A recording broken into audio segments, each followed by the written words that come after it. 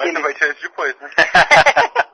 Eu quero conversar com você. Aí eu tive essa ideia de falar, eu acho que vou fazer um podcast. Não sei onde eu vou colocar, sabe? Não sei quão comprido vai ficar, não sei se eu vou editar, não sei se a gente vai fazer de novo, entendeu? Não vamos pensar no futuro, vamos pensar nessa discussão. E, inclusive, sem levar em consideração, talvez nem fique bom. Sim, nessa singela noite de secura. Exatamente. Esse calor de Ribeirão Preto tá fazendo o quê? 33 graus? Sabe o que eu descobri, cara? Que a partir de 47 graus eu começo a ter falha neurológica no ser humano. Puta que pariu. Isso que você para de pensar? Não, você desmaia, né? Começa a dar pane já, começa a dar falha, da erro crítico. Aparece a tela azul. E aí fudeu, cara. E aí a gente chega em 45 todo ano. Brasília tem gente que vai pro hospital todo ano, né? Então isso explica a política brasileira. Eles não trabalham na segunda nem na sexta, porque eles estão tudo no hospital. Então, ó, eu tava vendo uns podcasts de RPG, eu quero discutir umas coisas com vocês. Primeiro, sobre metagame. Não vai estar no ar, não. Acho que depois eu censuro como se fosse um palavrão. Eu quero falar os caras aqui nesse podcast. Palavrão de graça, assim.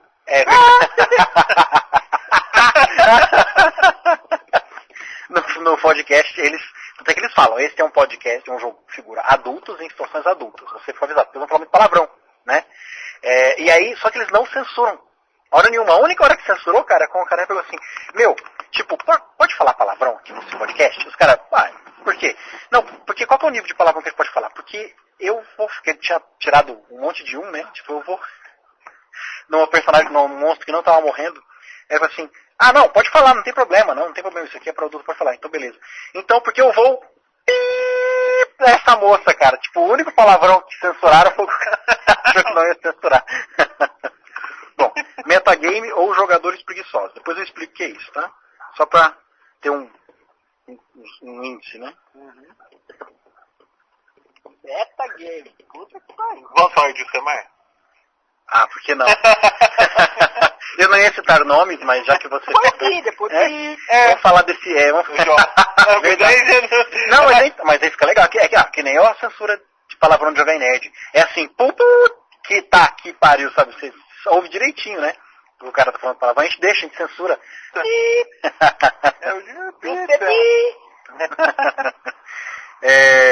Vou abrir com essa aqui. Vou abrir com essa questão aqui. Dos livros que vocês compraram, dos livros que nós compramos de RPG, você diria qual que é a porcentagem de livro que você lê de capa a capa? Assim, como é que seria isso? De capa a capa, né? de cabo a rabo. Porcentagem? Tipo assim, não estou levando em consideração ler o Random Name Generator, nem ver os créditos, nem nada. Mas sabe, ler e também pular aqueles capítulos de o que é RPG, o que é D&D, essas coisas que não interessam a ninguém, né? Então assim, de ler um livro de cabo a rabo, entendeu? De ler todos os capítulos do livro. Numa sentada só ou... Não, de ter lido, sabe assim, num período, sei lá. Podemos fazer essa diferenciação. Se você ler numa sentada só, se você leva mesmo, mas acaba lendo tudo. Sabe? Ignorando essas coisas óbvias que ninguém precisa ler. Digamos assim, sabe? 90%, 80% do livro.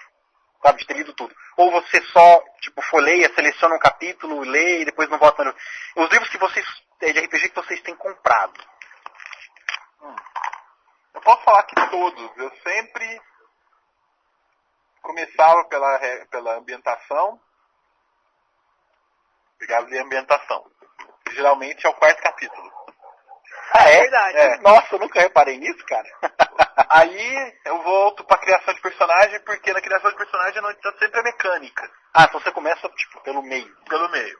Aí eu volto na criação de personagem, que sempre tem o capítulo de regras básicas, né? Que é onde está simplificado. A criação de personagem dá um briefing, né? Uma geral do que é as regras. Então você já tem as regras simplificadas. E depois aí vai, lê criação de personagem, aí lê as regras, lê o antagonista. Então você lê um livro... Se for ambientação, no D&D também é assim? No livro do jogador, jogador não, né? No livro do mestre, o capítulo 4, ambientação? Não, eu tô falando dos livros de storyteller, geralmente não. Mas você concordou, tem outros livros que são assim também? Outros livros são assim também, mas também tem esse storytelling que é mais comum esse tipo de coisa. Porque D&D é aquela coisa, tem o livro básico, que depois tem os livros de ambientação, de cenário, é diferente. Então você lê todo o livro. Todos os livros que você possui, você os leu de... Mas você lê tudo? Não. O livro básico, sim. Agora, tipo, tem muito livro que é, por exemplo, livro com... Livro de clã. Mas o livro de clã é bom pra você ler tudo. Porque ele é fininho também, né? O livro de clã, não tô falando, tipo, livro de ambientação. Por exemplo, no Lobisomem, que é o que eu tenho quase toda a coleção, tem o livro da Wyrm. Então, o livro da Wyrm tem ambientação, tem antagonistas, tem monstros, tem um monte de coisa.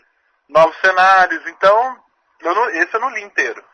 Eu peguei só o que eu queria, tipo, regras alternativas de cenário, um outro antagonista, mas eu não cheguei a ler tudo. O pessoal que eu conheço que lê tudo é o Fábio, né? Ele leu todos os livros que ele tem de capa a capa. É verdade. O que é uma pena, não que ele utilize. O que é uma pena, né? Você vai ser coitado. Eu faço parecido com o Netão, porque eu faço o seguinte. Eu vou primeiro para a ambientação, que eu acho que é principal. Mais gostoso de se ler, o que vai me dar realmente a ideia do que é o jogo. É de todo o livro. Você pegou aquele Blue Rose, a primeira coisa que viu foi a ambientação. Com certeza. Eu peguei qualquer livro. Eu vou primeiro para a ambientação para ver até se é um universo que eu quero jogar. Se vale a pena, né? Quero mestrar. Isso é legal. Depois eu vou para as regras. E nas primeiras regras que eu vou para a criação de personagem também. Que vai dar uma amostra de... Bom, esse aqui é o universo. Beleza. Eu vou ser o narrador, o mestre, então já sei mais ou menos que tipo de história eu quero contar, o que dá para fazer aqui. Aí eu vou me preparar para o que os meus jogadores vão fazer. Então eu vou para a criação de personagem, quais as opções, o que eles podem fazer, o que eles vão querer criar. E aí quando é um sistema que eu já tenho alguma noção, vira só consulta depois. Cara, eu gostei desse método. Eu nunca tinha parado para reparar nisso. E nunca tinha parado para pensar nisso. Tipo assim, a criação de personagem tem a mecânica básica, cara. Até porque eu leio de maneira obsessiva os livros. Tipo assim, eu tenho que, mesmo que não faz a diferença, mas eu tenho que ter lido tudo. Eu leio até o nome dos playtesters. Porque eu tenho que falar, eu preciso ter passado, é obsessão, né? Preciso ter passado os olhos por esta página. Mas tudo bem, deixa pra lá, eu já sei que você deixa pra lá. Legal, uma coisa, esse Blue Rose não é aquele RPG desviado, foi o exemplo que o Marcelo pensou. Eu não vou jogar. Porque é o que eu me lembro de você lê-lo mais recentemente. Porque eu tava reclamando, né? Merda, que droga, olha isso aqui. Você pode ser um coelhinho. Vou nem comentar. Classe de personagem, princesa. Então, porque, mas assim, isso se configura, isso existe apenas nos livros. Eu faço isso. Porra, eu tô lendo o Ultimar, vai lembrar do Blue Rose, cara. É verdade, tá lendo Ultimar, cara. É verdade, tipo assim, aquele mundo velho de Link, tem coisa boa naqueles links, né? Pro AD&D, né? Tudo tem que ser adaptado. Edição. Nem pro terceiro. No AD&D teve muito mais suplemento, né? O terceiro foi bem pobre. Então, fica um caso assim. Eu tenho que ler toda a ambientação, entender do mundo, do universo, e aí eu vou tentar adaptar as regras. Mas eu sigo um padrão que eu sigo desde quando eu e meus irmãos ganhamos o Dungeons and Dragons 94, cara, de Natal. Que eles ficaram esperando. Tipo assim, eu passei uma tarde inteira, a gente ia jogar, sei lá, eu não lembro direito. A gente ia jogar no sábado. E era férias, né? Eu passei a sexta, a tarde inteira, deitado no carpete do chão do quarto, lendo tudo, sabe? Que tem aquele no D&Dzinho, no D&D da Grow.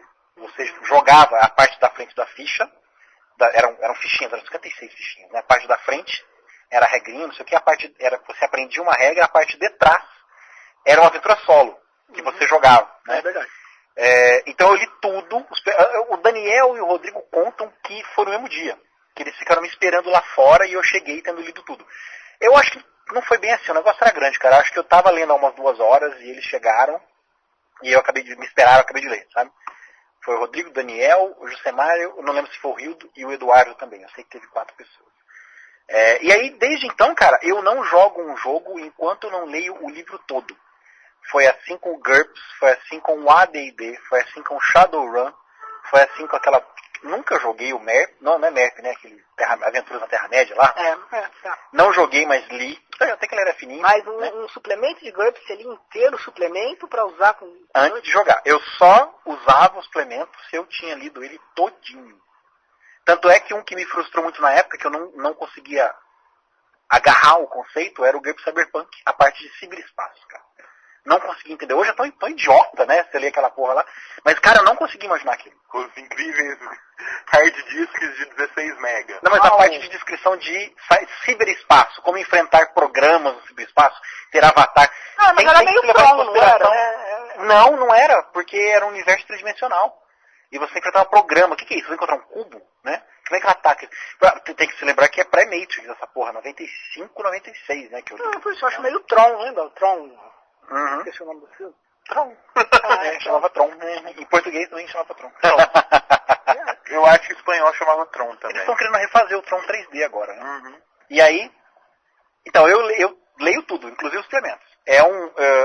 Eu nunca pensei nesse método, acho que seria mais rápido, até porque os livros estão ficando maiores, né? Mas de tudo que você lê, você fez o quê? Uns 5%, cara. 5%? Então, De tudo que eu leio... Você só ganha literatura. Mas exatamente. Há muitos anos eu não fazia isso. Há muitos anos eu não estava num momento de ócio, desde a adolescência, que eu não estava num momento de ócio, e ao invés de jogar um videogame, ou de, sei lá, zapear na televisão, eu pego um livro de RPG pra ler. E isso é o que me diverte, porque eu vou ler aquele livro de 366 páginas e vou adorar, porque né? Sim, eu também gosto, mas aí eu vou para a ambientação, que eu gosto. Vamos experimentar essa realidade alternativa aqui. Mas é lendo regra, mas os 5% que eu aproveito, eu não sei de onde tirou. Por exemplo, eu descobri que a gente está usando regras diferentes pro Coup de Grace. As regras estão erradas. Não mata mais, cara. Só se você der... o cara tem que estar... falou. Eu falei, né? Que ele tem que estar imobilizado. Helpless, tem que estar helpless, não adianta só segurar, não adianta estar só imobilizado. Você tem que fazer uma jogada de ataque e você tem que dar no mesmo dano, você dá o dano máximo. Se esse dano automaticamente, se você der o dano máximo e esse dano for igual ou maior ao nível de blood da criatura, você mata. Então tá muito mais difícil matar. No caso do Cobalt, você teria matado que nível blood dele, acho que era 15. Sei lá, você deu um absurdo, era 12, 11, sei lá. Não, eu tinha que deixar ele helpless, né? Verdade, Agora, tinha que deixar dele. Uma outra coisa. Muitas vezes filmes ou livros que eu tô lendo, ou história em quadrinho, me deram ideias mais legais para jogos, para interpretação ou para criar enredos do que livros de RPG. Assim, muito mais vezes. Nossa, legal. O que me leva à próxima pergunta. Tanto de ambientação existente quanto de ambientação... Até porque a ambientação inventada, a ambientação feita em casa, não dá pra fazer isso, né? Mas a ambientação... vocês preferem que seus jogadores leiam os livros, digamos assim, sei lá, você vai jogar, você resolveu fazer uma aventura em The Unapproachable East. Você tem um livro, Unapproachable East, você resolveu jogar lá em T-Tier. E aí você prefere que os jogadores tenham lido o livro, ou você não gosta, que sente um jogador na sua mesa, tendo o cara tem um livro, o cara já leu. Porque é foda, no caso de já acrescentando, no caso de Forgotten Realms, tem um probleminha aí. Não é agora que eles estão fazendo essa quarta edição. Tem um livro de ambientação do DM, que é o Forgotten Realms, vai sair o Adventurer's Guide e o Player's Guide. O Player's Guide tá uma coisa que não era nos outros Player's Guide. É só para jogador. Até que os rumores estão lá sobre o jogador. A verdade, vamos dizer assim, entre aspas, né? Daquelas coisas, vão estar no Adventure Guide. Então está bem separado. O jogador agora pode ler o livro sem comprometer. Até antes não. Na segunda edição da D&D não era assim, era um livro só. E na terceira edição também não era assim, era um livro só. O cara tem um Unapproachable East, fudeu. Ele sabe quem que é o Lich que domina da Mara, por exemplo. Mas o que vocês acham? Vocês preferem que o jogador saiba da história? Preferem que ele não saiba? Ou vocês... preferindo que eles não saibam, vocês preferem sentar e fazer uma primeira sessão, uma ou duas primeiras sessões explicando o mundo, ou vocês gostam de ir jogando as coisas passando? Isso leva em consideração jogos de ficção científica também. Você não precisa fazer isso com uma aventura de Jornada nas Estrelas. Até porque a parte do princípio que os jogadores conhecem Jornada nas Estrelas, até, senão eles não conseguem jogar, né? Ou Star Wars. Star Wars até que você precisa, porque tem muitas épocas, né? Mas e aí? Eu não tenho problema porque eu nunca usei uma aventura Você muda as coisas. de cabo a rabo. Eu sempre customizei. Então, tipo, a maior campanha que eu joguei, que é de lobisomem, tinha um metaplot, mas o metaplot era um mini plot. Ele é um plot concorrente. Eu usava detalhes desse metaplot no meu jogo, mas ele não era importante. Eu nunca usei uma aventura pronta. Sim, eu já me baseei em aventuras prontas, mas eu sempre customizei. Então, não interessa, tipo. Na verdade, era até engraçado. O Fábio e o Luiz gostavam sempre de ler, né, os livros. E ele já sempre, de qualquer aventura que você pegasse, ele sempre já tinha. Já saberiam, mas aí, vai saber o quê? Ah, você tá usando isso dessa aventura. Tô, mas não tem nada a ver. Então, eu nunca tive problema. Pô, eu acho que é uma pergunta complicada, porque eu vejo assim, perguntando pra nós que somos mestres também, por exemplo, eu sou um jogador que, como eu mais mestro do que jogo, eu gosto de conhecer o universo. Mas você fez isso com Call of Cthulhu, comigo, com o Daniel e com o Gabriel. Você me deu capítulos, contos. Você falou assim, Marcelo, pro próximo jogo leia este conto.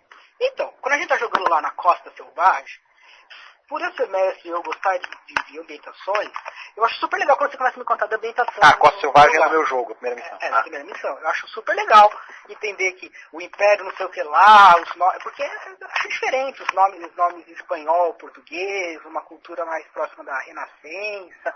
Acho super legal. Agora eu já tive 2 grupos de jogadores diferentes, que um grupo super interessado, que lia, me dava ideia, que ia atrás, e eu achava super bacana isso. Outro grupo que não tá nem aí pra isso, o negócio é o seguinte, vai lá e a gente tá aqui esperando.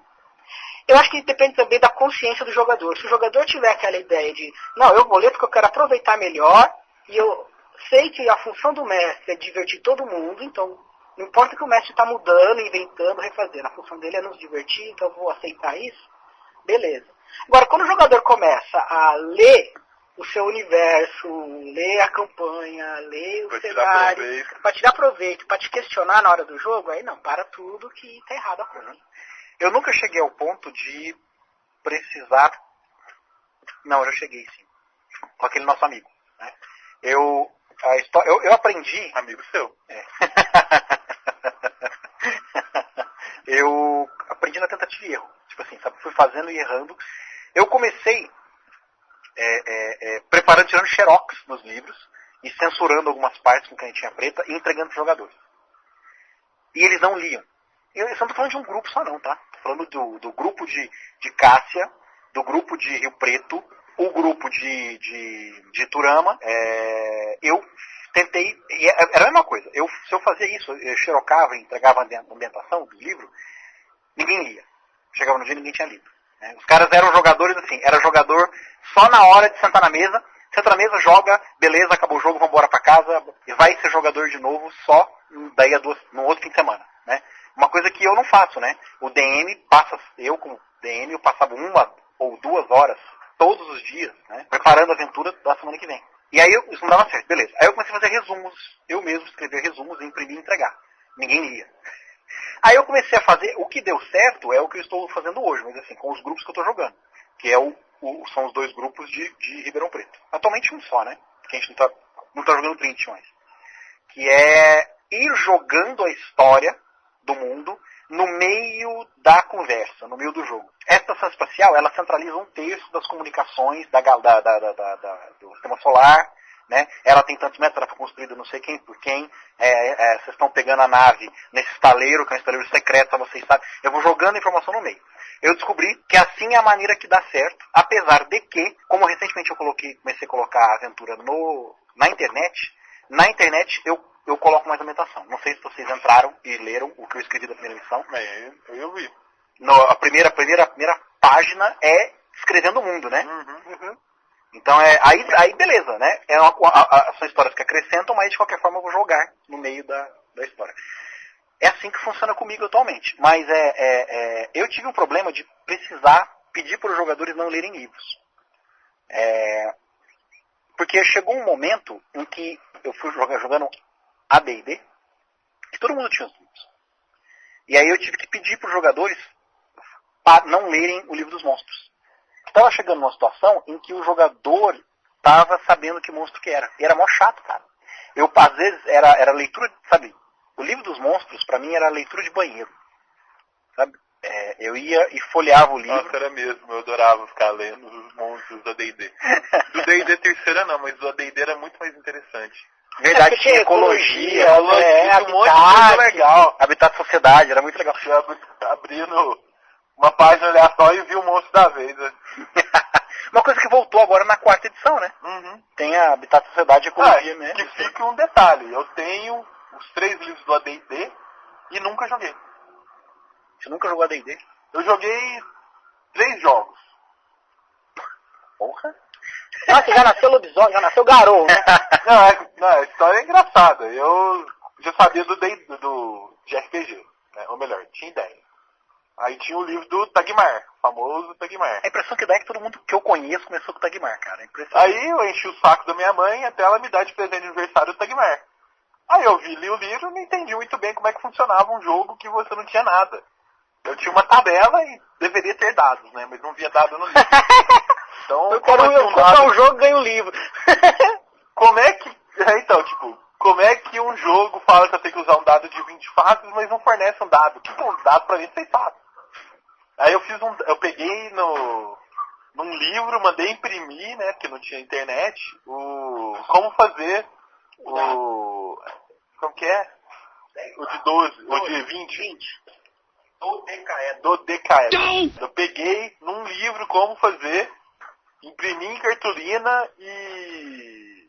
Bom, eu acho que é dodecaedro, vai que é uma canelada isso. Whatever. E montei ele de papel, pra poder jogar. Sabe uma coisa que nunca me ocorreu, que eu tive problema com isso? Foi um achado aquilo que a Abril Jovem fez, quando lançou Mistara, que era um dial, assim, né? É aquele negócio que dá roletrando, assim, tipo, você gira e cai. Eu achei que fantástico, porque eu nunca pensei naquilo antes, né? Tem resolvido muitos problemas aqui. Sim. Então, aí eu comprei esse livro, li e falei, beleza, eu tenho que jogar com alguém. Pelo que eu entendi lá, precisava de mais uma pessoa, não podia jogar sozinho. Ah, peraí. Você sabia o que era? Você sabia não. Que existia um negócio chamado RPG, mas não sabia o que era. Não tinha ideia. Aí, lendo o livro, eu descobri que eu precisava de outra pessoa. Peguei meu primo de cobaia. Aí nós começamos a jogar, tipo, não foi interessante. Tinha uma aventurinha inicial lá, não sei quantas vezes eu joguei aquela aventura. Nossa, várias vezes. Aquela aventura inicial do Tagmar, das torres. E beleza, aí, como acho que a maioria das pessoas começou a ler Dragão Brasil, e eu adquiri o Defensores de Tóquio. Que era muito engraçado, era divertido jogar. Era muito engraçado. Só que aí eu fui trabalhar numa loja de informática no meio de 98. Nessa loja de informática tinha RPG e eu conheci o Lobisomem. Aí minha vida nunca mais foi a mesma. Essa loja de informática tinha RPG. Olha só que era conveniente. Verdade, era... acho que metade dos meus livros de RPG eu comprei lá na... meu livro dos Cianas eu comprei lá, em Franca, na loja. As meninas da faculdade... Você gastou todo esse dinheiro nisso? Coisa mais legal do mundo, olha só esses caras aqui, tudo tatuado. Então, aí o Lobisomem mudou minha vida, mudou meu conceito de RPG, o que era RPG. Eu não seria a mesma pessoa se eu não tivesse lido Lobisomem. Definidor, RPG define personalidade. Né? Porque não tem lua hoje, né? Mas eu abaixo. E foi foda, no meu caso, quando eu comecei a jogar RPG, porque em Cássia era eu, Eduardo, Rildo, Josemar, o Rodrigo e Daniel. Aí depois em Biraci ficou eu, o Rodrigo e Daniel, só nós 3, jogando, paramos meio que jogar RPG. A gente fazia eventos, era coisa de fim de semana, sabe? A galera chegar sexta, vinha o Fábio e o Luísio de Franca, Biraci ali pertinho, né? Dá o quê? 1h30. Nada. Não dá nem isso? Não, dá menos de 1 hora.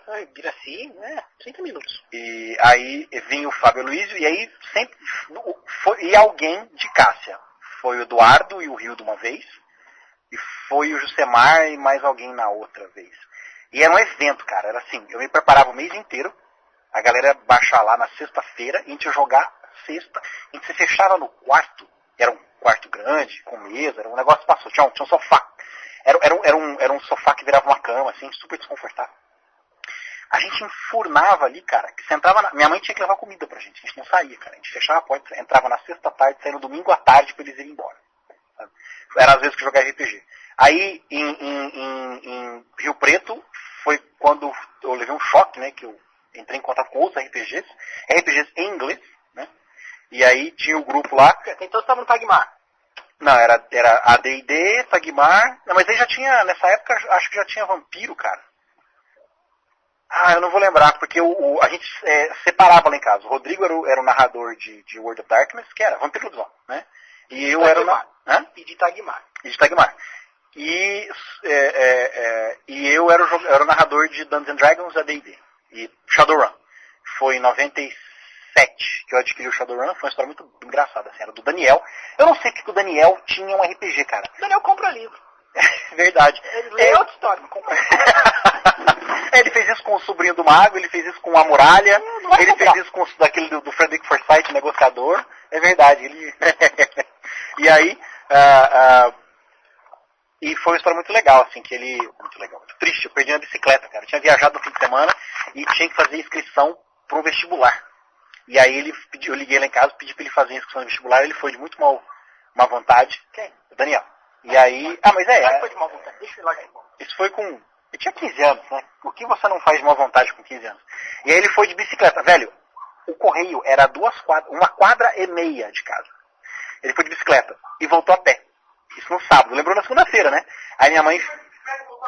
Pois é. Você voltou que tava puto. E aí... ele lembrou na segunda-feira que tinha largado a bicicleta lá. Ou no domingo. Aí minha mãe fez ele pagar pra mim o valor da bicicleta. E eu falei, não quero dinheiro, né? Que seria algo assim... Como é que ele vai me pagar? O cara recebe 10 reais de mesada, um negócio assim. Aí, então, eu falei, beleza, você me dá o que você tem de Shadowrun. E foi eu ganhei. Tinha o livro básico. Não, tinha o livro básico, o Guia do Samurai Urbano. Qual que é o outro livro de Shadowrun? Tem mais um livro. Metagen, que é uma aventura. Dia de arma. O Guia do Samurai Urbano. Tem mais um livro, cara. É o básico, o Metagen e o Guia do Samurai Urbano. Não lembro outro. E o pôster. Tinha um outro suplemento também. A gente só não tinha os novels. E aí que a gente comprou na época comprou na internet. Quando começou a internet, assim, a gente comprou na internet. Eu tenho um novel. Shadowrun? De uma trilogia eu tenho o número 2. Nossa. E aí ele me deu o Shadowrun. Não sabe nem como começou, nem como vai terminar. É fantástico. Tá procurando os outros, né? É o tipo de coisa que não acha, né, cara? Foda. E aí eu comecei a narrar Shadowrun. Narrei muito pouco, na verdade. Eu não consigo me lembrar de nenhum. Os meus irmãos, o Daniel e o Rodrigo, conseguiriam se lembrar melhor.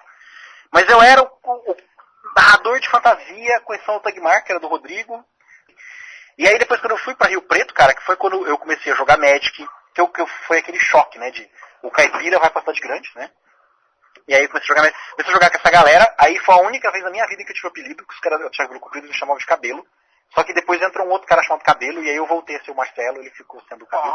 A gente jogava no mezanino, não é mezanino, como é que chama? Tipo, o último andar. O apelido pro cara era mais forte, Cobertura? Né? Tipo isso aqui onde a gente tá. É o 5º andar do prédio, só que não tem nada. A gente chama isso de quê? Cobertura? Cobertura, tá. Pode ser. Tinha do Andalog Gallery Center. Telhado. O telhado. Lá no Andaló, no shopping, que era, tipo, tinha 3 andares, 4 andares, sei lá. O último andar, tipo assim, no último andar de loja, no cantinho, escondido lá, escondido mesmo, sabe? Tinha uma lojinha de RPG. Que vendia, na verdade, Magic e miniaturas de chumbo. Aquelas minhas miniaturas de chumbo que eu tenho, eu comprei lá. E aí você subiu o andar e tinha era tipo uma área mesmo, assim, aberta, metade coberta, metade descoberta. E teve um evento de RPG lá quando a Abril fez um vídeo, sabe? Dublou outro vídeo, foi um maior evento, assim. E aí nós começamos a jogar lá e passamos a jogar lá. Tipo assim, o Andaló abriu aquela área pra gente, pra RPG e pra Magic. E aí a gente jogava lá. Era a cada 2 semanas, mais ou menos cada 2 semanas, era um jogo daqueles retardados, assim, de levar 7 horas, 8 horas de jogo, né? E o shopping lucrava com isso, porque a gente descia pra comer na praça de alimentação, né? Então era quando a gente jogava. E aí foi quando eu entrei em contato com vários outros jogos malucos. Eu joguei aquele que era Cult, Witchcraft, pra mim ainda. Cult, você jogou? Uma vez. É bom?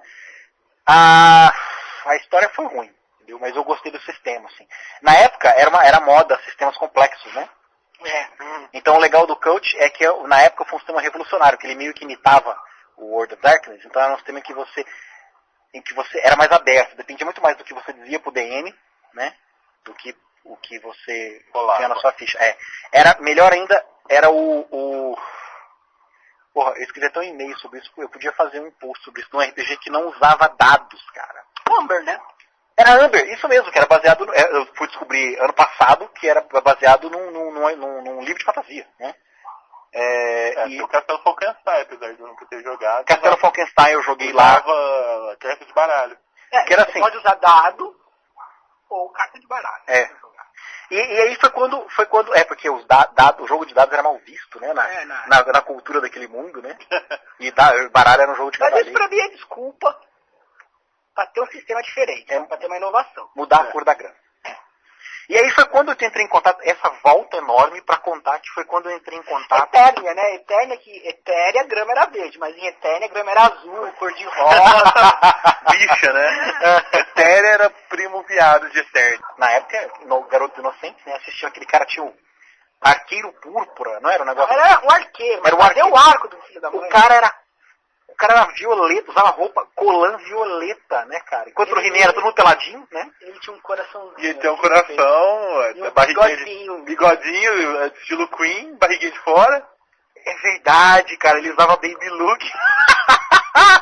Uma capinha vermelha que acabava na cintura.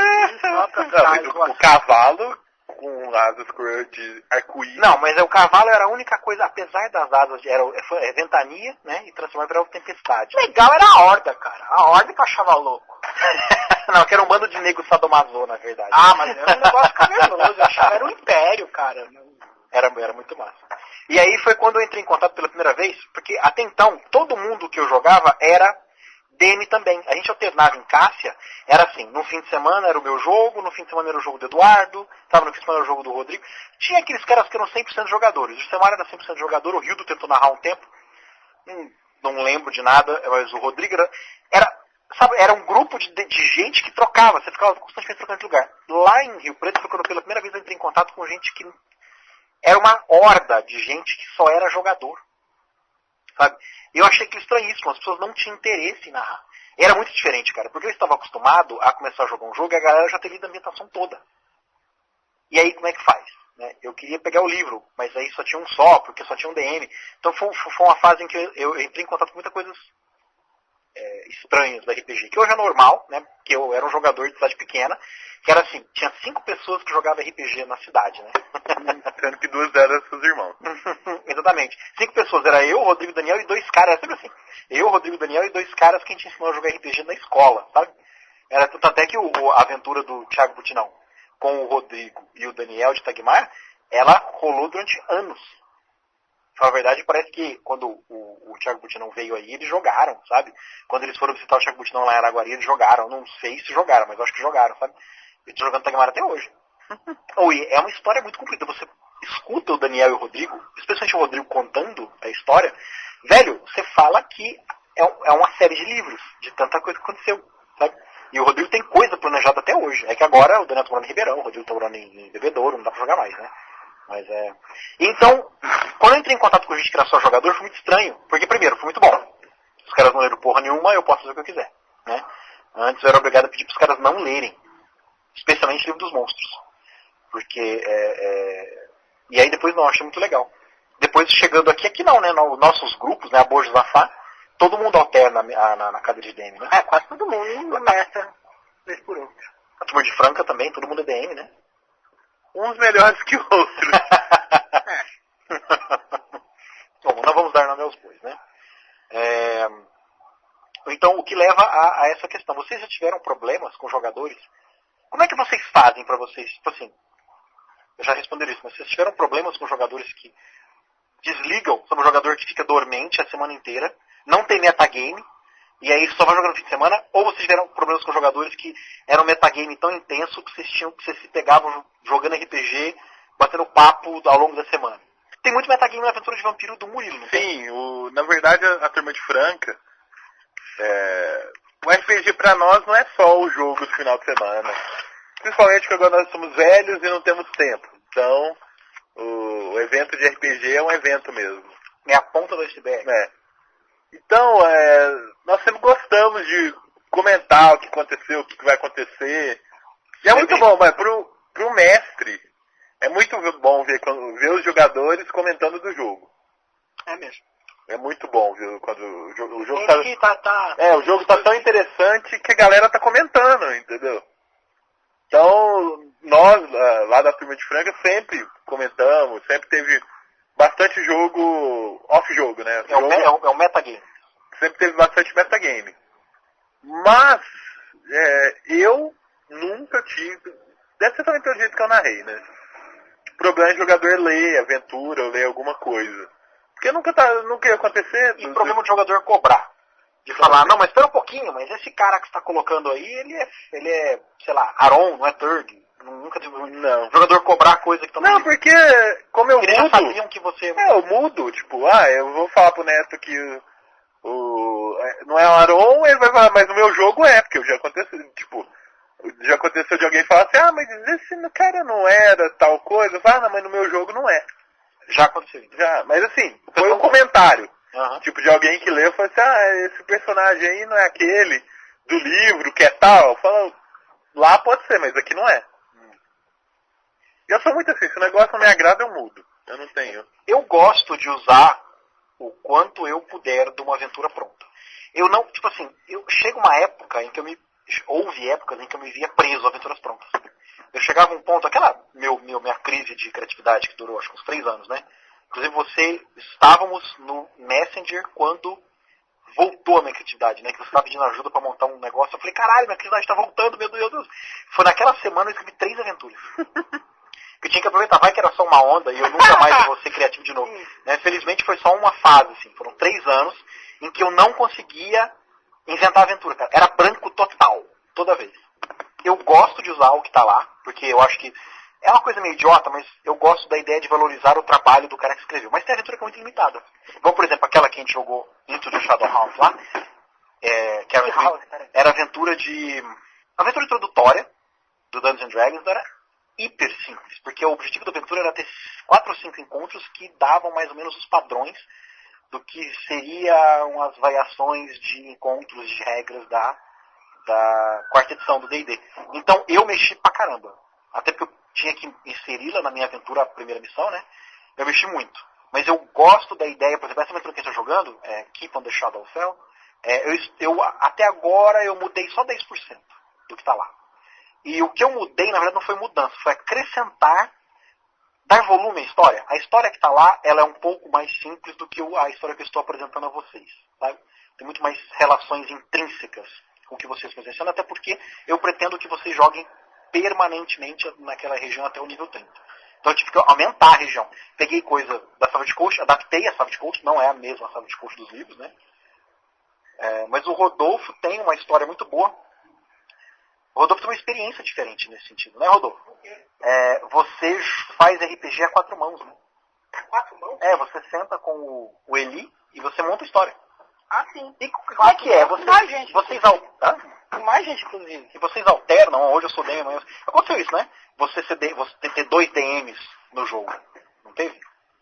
Teve, mas não é bom. Ah, não? Conta essa história. Não, porque cada mestre tem um jeito de mestrar. Por mais que você esteja mestrando o mesmo sistema, o mesmo grupo, a mesma história, cada um dá atenção para um determinado tipo de coisa, cada um tem um tom narrativo para a coisa. Vou dar o exemplo meio dele. As minhas histórias têm mais aventura. E vocês são 2 caras bem parecidos, têm os mesmos gostos, são 2 psicólogos, né? E dava aventura diferente. Então. O Eli tem uma coisa mais introspectiva no jogo com ele. É mais conversação, pensar numa coisa. Então não dá, mas já aconteceu de sentar uma turma junto. E o seu jogo é mais o quê? Aventura. Mais aventuresco. Ah, tá. Já aconteceu uma coisa que eu já fiz até com Flashback. Vamos jogar isso? Então vamos fazer um mundo... eu acho que é Swashbuckler. Alguma coisa assim. Capa e espada. Pulp Fiction. É exatamente isso. Tanto que o jogo de Pulp Fiction é o que o povo mais gostou até agora. E eu achei ruim de ter tido só, 2 aventuras, né? Foi tá cobrando, falou, não, eu quero ser de novo... Então, acrescenta a minha cobrança. Você ficou sabendo, Neto? Não, vocês andaram fudendo o negão aí em cima de... Não matamos ninguém no carro, não injetamos injeção no coração de ninguém, não. Foi a aventura de Pulp Magazines, né? Que até que a gente chegou lá, vocês estavam prontos, né? Foi ali o Rodolfo, eles fizeram. Eu joguei com o Tarzan, O Alex foi o Dr. Savage. Aí o Eli foi o Sombra. A Luísa era... que é a princesa de Marte, né? Que não era verde. John Carter. Aí teve o Corredor X e o... Não, o Agente X, que é o Mestre Disfarce, e o Aviador, que são personagens sem nome, né? Que é o Michael. É verdade. A ficha dele, pilotando qualquer coisa, ele é terrível. Se ele arrumar um monociclo, partir pra cima do cara... Não, a primeira aventura, onde é que acontece a aventura? Num trem. Isso aqui é coisa mais Pulp Fiction do que a aventura ser num trem, cara. E eles estão enfrentando esqueci o nome do grande vilão, como é o nome? É o... Fu Manchu. O grande vilão de Pulp Fiction. Ficou faltando ali, eu acho que você colocou o Corredor X. Em termos de jogo ficou legal, o Corredor X, o Aviador e o Agente X, mas eu acho que ficou faltando ali, cara, o Fantasma, cara. Alguém tinha que ter sido o Fantasma. Mas até Tarzan, né? Selva. Tem razão. Tá certo que o Tarzan tem muito melhor gosto pra vestuário, né? Mesmo que seja a falta dele. Pra vestuário e pra mulher também. O Rocketeer. Ficou faltando, acho que eu comentei pra você naquele dia. Se eu colocou o Aviador, poderia ter sido o Rocketeer. Podia, mas no último jogo apareceu o Zorro. O último jogo eu não participei, né? Apareceu o Zorro. Quem mais? Acho que o Sherlock Holmes você falou que não ia aparecer, porque isso já era na fase 20. Não, Sherlock Holmes era literatura. 1870, não é Pulp Magazine. Né? Legal. Mas já aconteceu, inclusive com você, da gente tentar, vamos fazer uma história mais ou menos assim, assado? Vamos. E se for num mundo assim, um cenário assim, desse jeito, fica legal fazer isso de mestre e jogadores colaborarem no cenário, no tipo de aventura que quer ser jogada. E isso sai muito legal. Que você tá... Eu nunca fiz isso. É RPG Delivery, né? Você está entregando o produto que os jogadores querem jogar. Eu nunca fiz isso. Porque, na verdade, acho que acaba virando uma faca de dois gumes, se você não tomar cuidado, e dependendo do jogador também. Porque se você faz tudo que os jogadores querem, você não os surpreende. Sim, você tem que ter mais cuidado pra isso. Quando eu fiz a aventura de X-Men, foi, acho que o único RPG que a Luciana jogou. Eu não sei se você estava jogando. Jogou a Luiz, o Fábio, o Murilo. Eu lembro dessa aventura. E foi muito ruim, porque eu fiz o que todo mundo queria, deixei todo mundo... O Murilo foi o Magneto, eu acho, né? O Luciano foi a Tempestade, todo mundo pegou tudo que queria e eu fiz a aventura. Foi uma bosta, sabe? Porque... desafio. Mas esse lance de DM pegar a aventura, ou jogar a aventura, nós temos um excelente exemplo, que é a Pet Skylate, que eu desisti dela, falei, não, precisamos de sangue novo, preciso de um novo diretor. Você pegou, cara, virou outra aventura. Não, foi assim, não, foi... Mas o lance era esse. Saiu melhor que a encomenda, porque foi, sabe, a palavra que eu consigo imaginar é rejuvenescedor, sabe, foi abrir a janela e deixar entrar vento, entrar ar fresco numa sala fechada há muito tempo, porque era um jogo de muito tempo, eu tenho um estilo muito característico de fazer aventura, né, tanto é que toda aventura minha acaba virando D&D. Eu narrei Lobisomem 6 virou D&D, eu narrei Vampiro virou D&D, eu narrei Mago virou D&D, né? Então, foi fantástico. Mudou a maneira de eu ver os personagens, que eu passei a jogar, eu peguei um PDM, né? E aí, aqueles personagens, o personagem do Gustavo, o personagem do Semar, e o meu PDM viraram outros personagens. Era outro mundo. Eu falei assim, gente, isso não é Cormir, não é o meu Cormir que eu tava narrando, sabe? Foi revigorante. Outras duas experiências que eu tenho de mestragem mais alternativa são experiências que exigem um grau de maturidade dos jogadores, o interesse do jogador em contar uma história, em participar daquela história, que é quando a gente joga Call of Cthulhu. Que é a aventura que nós jogamos 5, 6 sessões e houve 2 rolamentos de dado.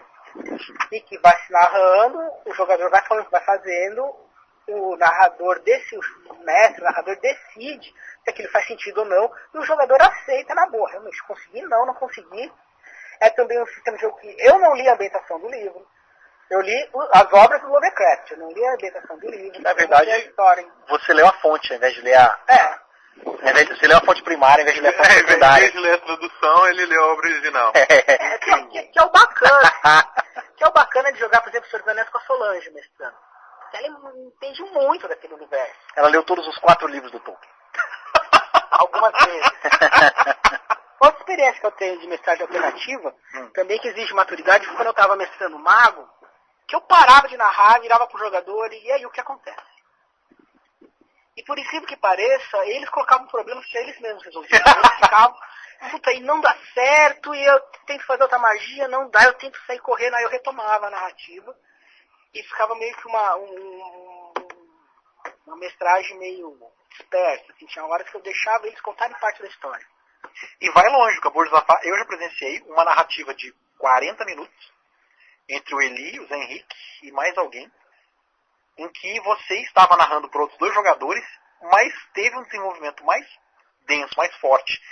Nos 3 caras na estalagem, teve um desenvolvimento mais forte nos 3 caras na estalagem, sem o DM, do que você narrando os outros 2.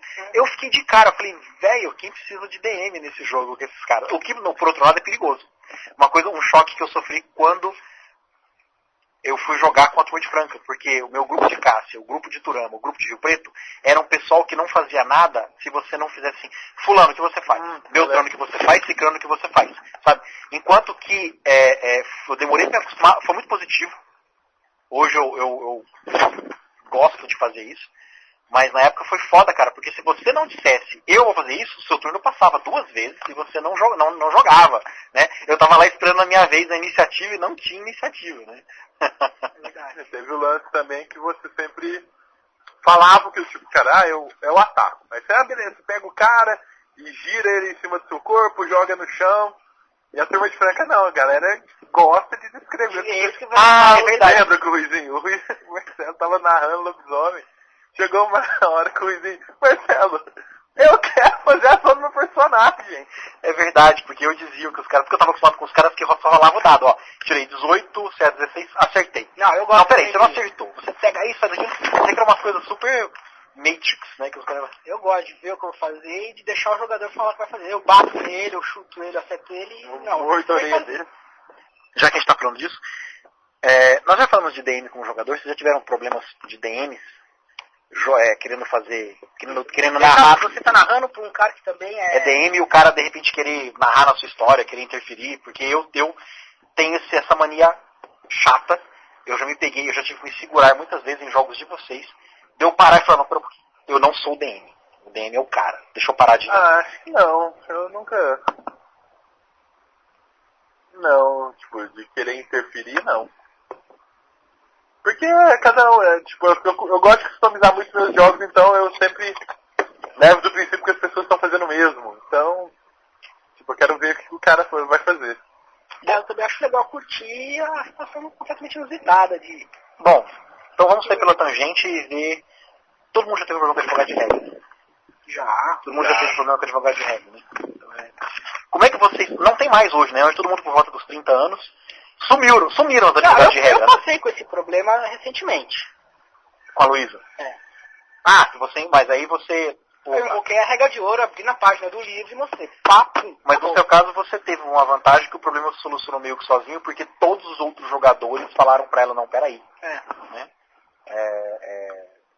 Todo mundo falou, tá estragando o jogo, tá parando o jogo pra ficar discutindo se isso pode, se isso não pode. É verdade, né, cara? Antes da Luísa, fazia muitos anos que eu não tinha um advogado de regra no jogo.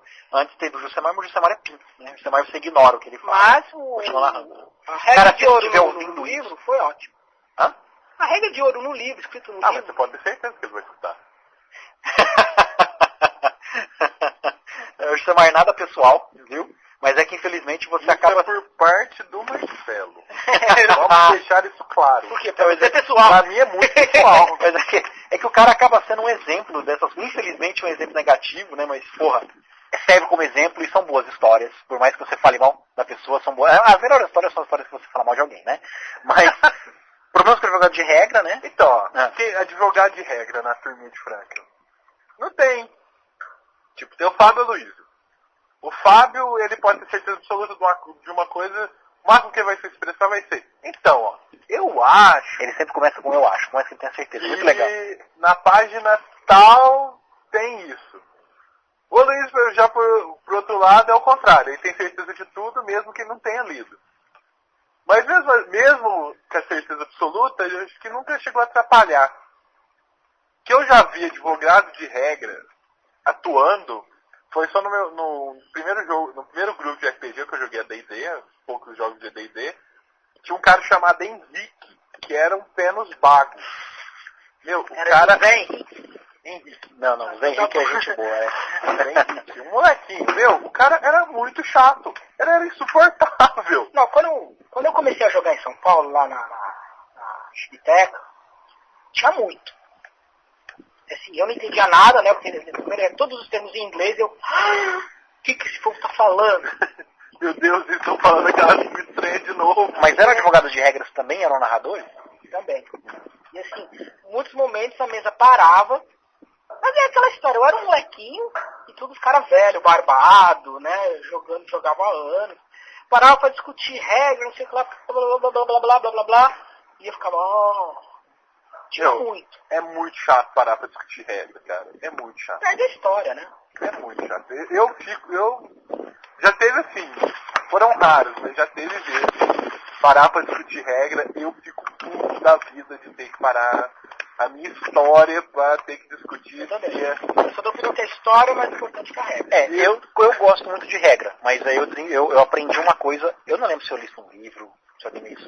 Eu seguia a ideia de alguém que era, não sabe a regra, se você em 1 minuto não achou a regra no livro, inventa, anota você inventa, anota e depois procura.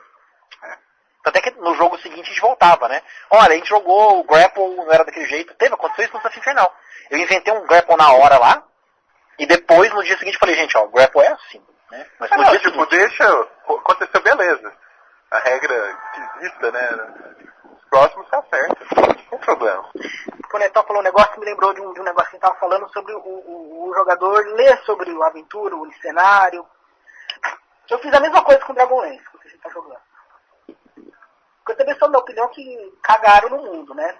Tiveram uma ideia super legal pro mundo, só que fizeram merda em cima de merda e agora estão tentando acertar. Você tá falando da era... Da quarta saga. era, da era saga, de jogar com cartinha. É a quinta era essa. É a quinta era. Eu joguei a quinta era, velho. Eu joguei uma aventura da quinta era que era aquela bobeira, era descendente do meu personagem de Dragonlance da segunda edição. Nossa, nessa aventura a gente arrumou briga com os Cavaleiros de Solâmia e com os Cavaleiros de Tarquísis. Eu tô fazendo o seguinte. Como é que chamava o grupo? É a Ordem dos Cagados? Eu tô fazendo o seguinte, ó, 100 anos depois da Guerra da Lança. Então tudo que aconteceu antes é válido, só que tudo que aconteceu depois não adianta vocês lerem, que eu refiz tudo do meu jeito. Então eles estão lendo os romances, né?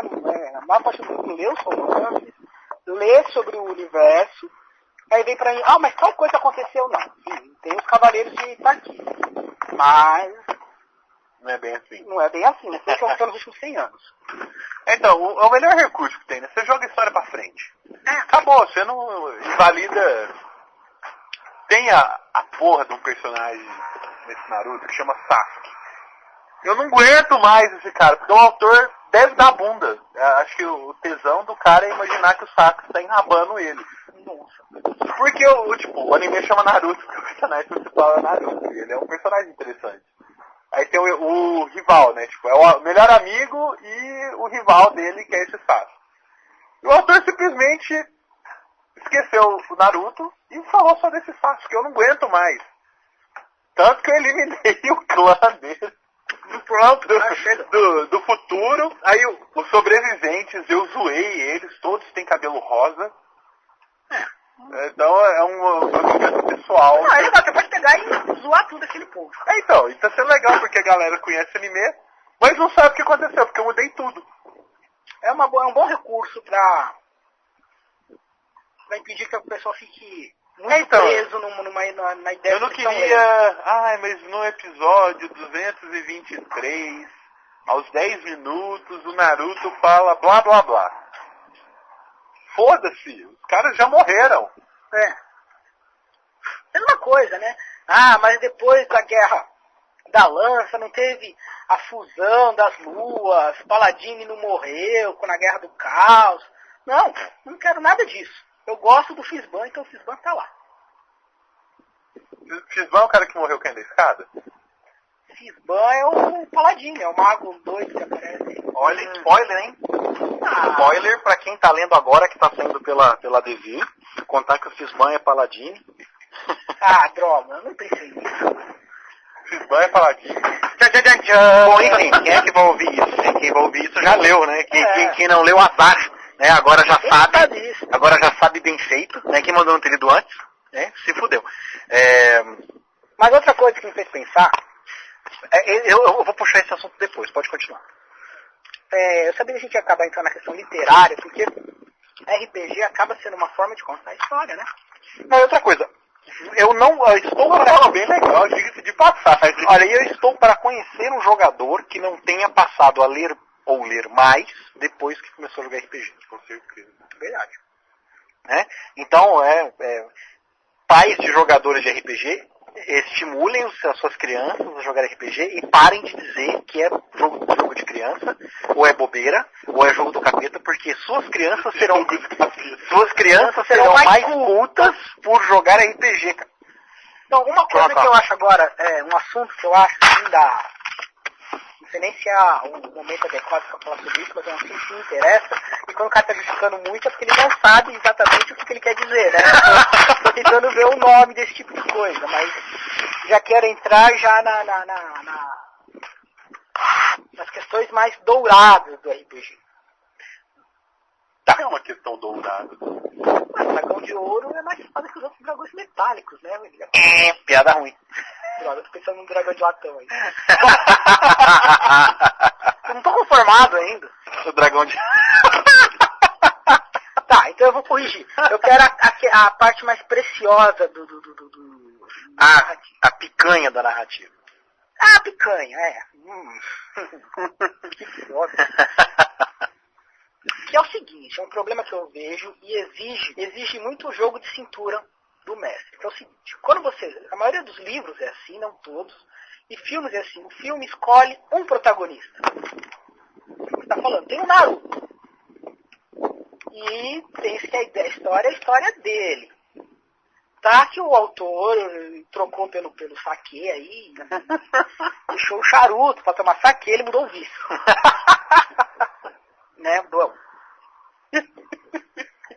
Nos livros também costumam ser assim, embora você tenha livros com vários protagonistas que se interagem, mas ainda assim acaba tendo um ou outro mais importante. No RPG isso é complicado. Porque você pega o grupo, o personagem de cada um para si é o protagonista, é a história dele. Poucos são os jogadores interessados em ser simplesmente coadjuvantes.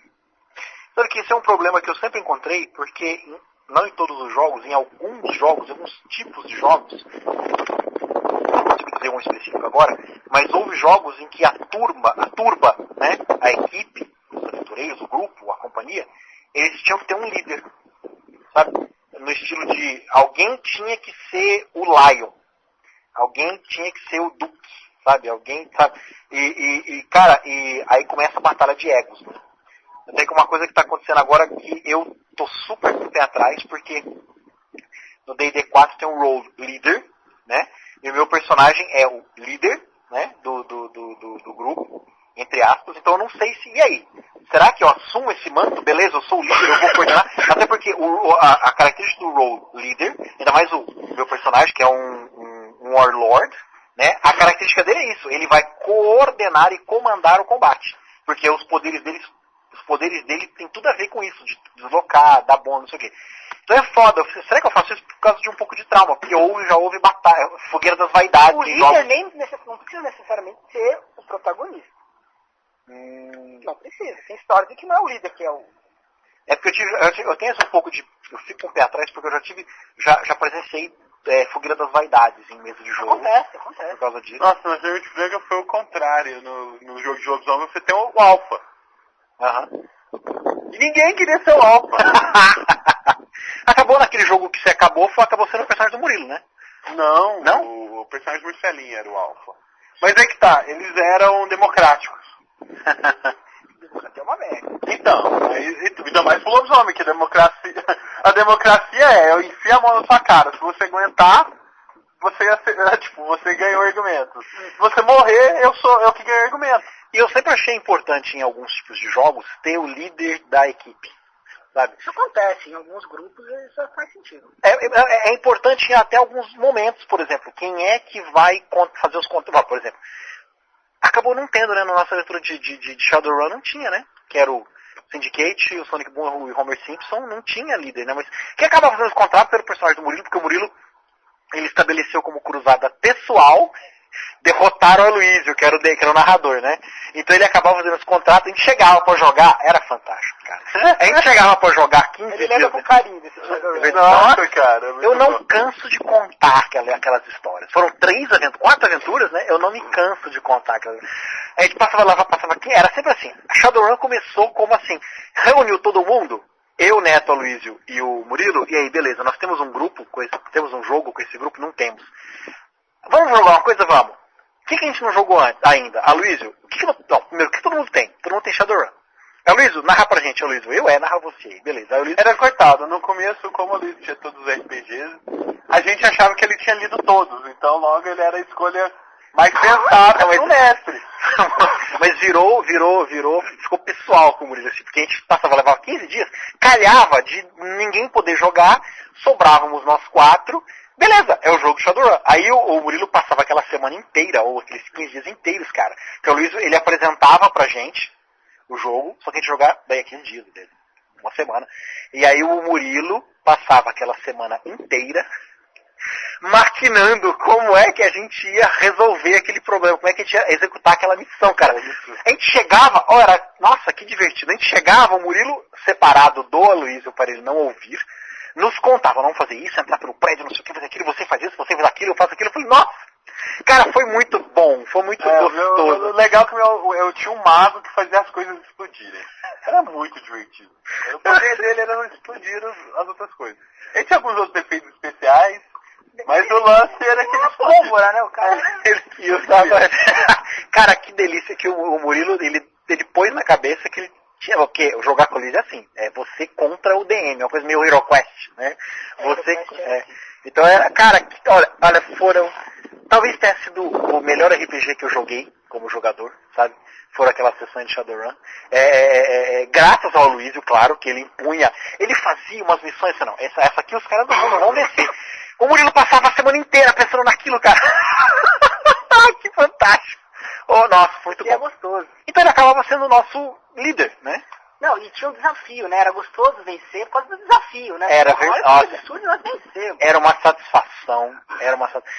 Mas não tinha protagonista, realmente não tinha protagonista. Até porque eu desenvolvi uma história super dramática pro meu personagem, que não foi aproveitada minimamente, né? Detalhe. Mas, desculpa, Rodolfo, eu te interrompi. Você tava falando de... Então tem que ver. Protagonista. Todo mundo quer ser protagonista. Eu, por exemplo, eu gosto de ser um coadjuvante. O Emiliano Dias, por exemplo, pra mim ele é um personagem coadjuvante. Eu acho a história dele. Ele tá lá coadjuvante com a história. Eu nunca falei isso abertamente nas sessões, mas eu acho que eu estabeleci sem querer, naquela história dos personagens, que o Albandi, personagem um anão do Daniel, é o líder do grupo. Exatamente. Vai acabar fazendo isso. Então foi sem querer, porque ele é o personagem mais velho, ele que criou todo mundo. O Daniel não assumiu, eu nunca falei isso. O meu paladino tá assumindo o papel. Você viu que eu tô sempre indo pra frente. É verdade, acho que porque o Daniel não está fazendo isso. Não, eu já acho, por exemplo, nesse jogo, eu acho que o Paladino, o Bjorn, ele tem mais cara de protagonista do que os outros personagens. Parece que é uma história dele. É importante saber disso na hora de eu escrever a aventura. Eu preciso saber dessas coisas, porque querendo ou não, na hora de transformar a aventura ou conto ou crônica, eu preciso Mas não é o que os jogadores querem. Na hora, não pode ser, você não pode estar narrando uma história pra ele, pro Paladino, e os outros são coadjuvantes.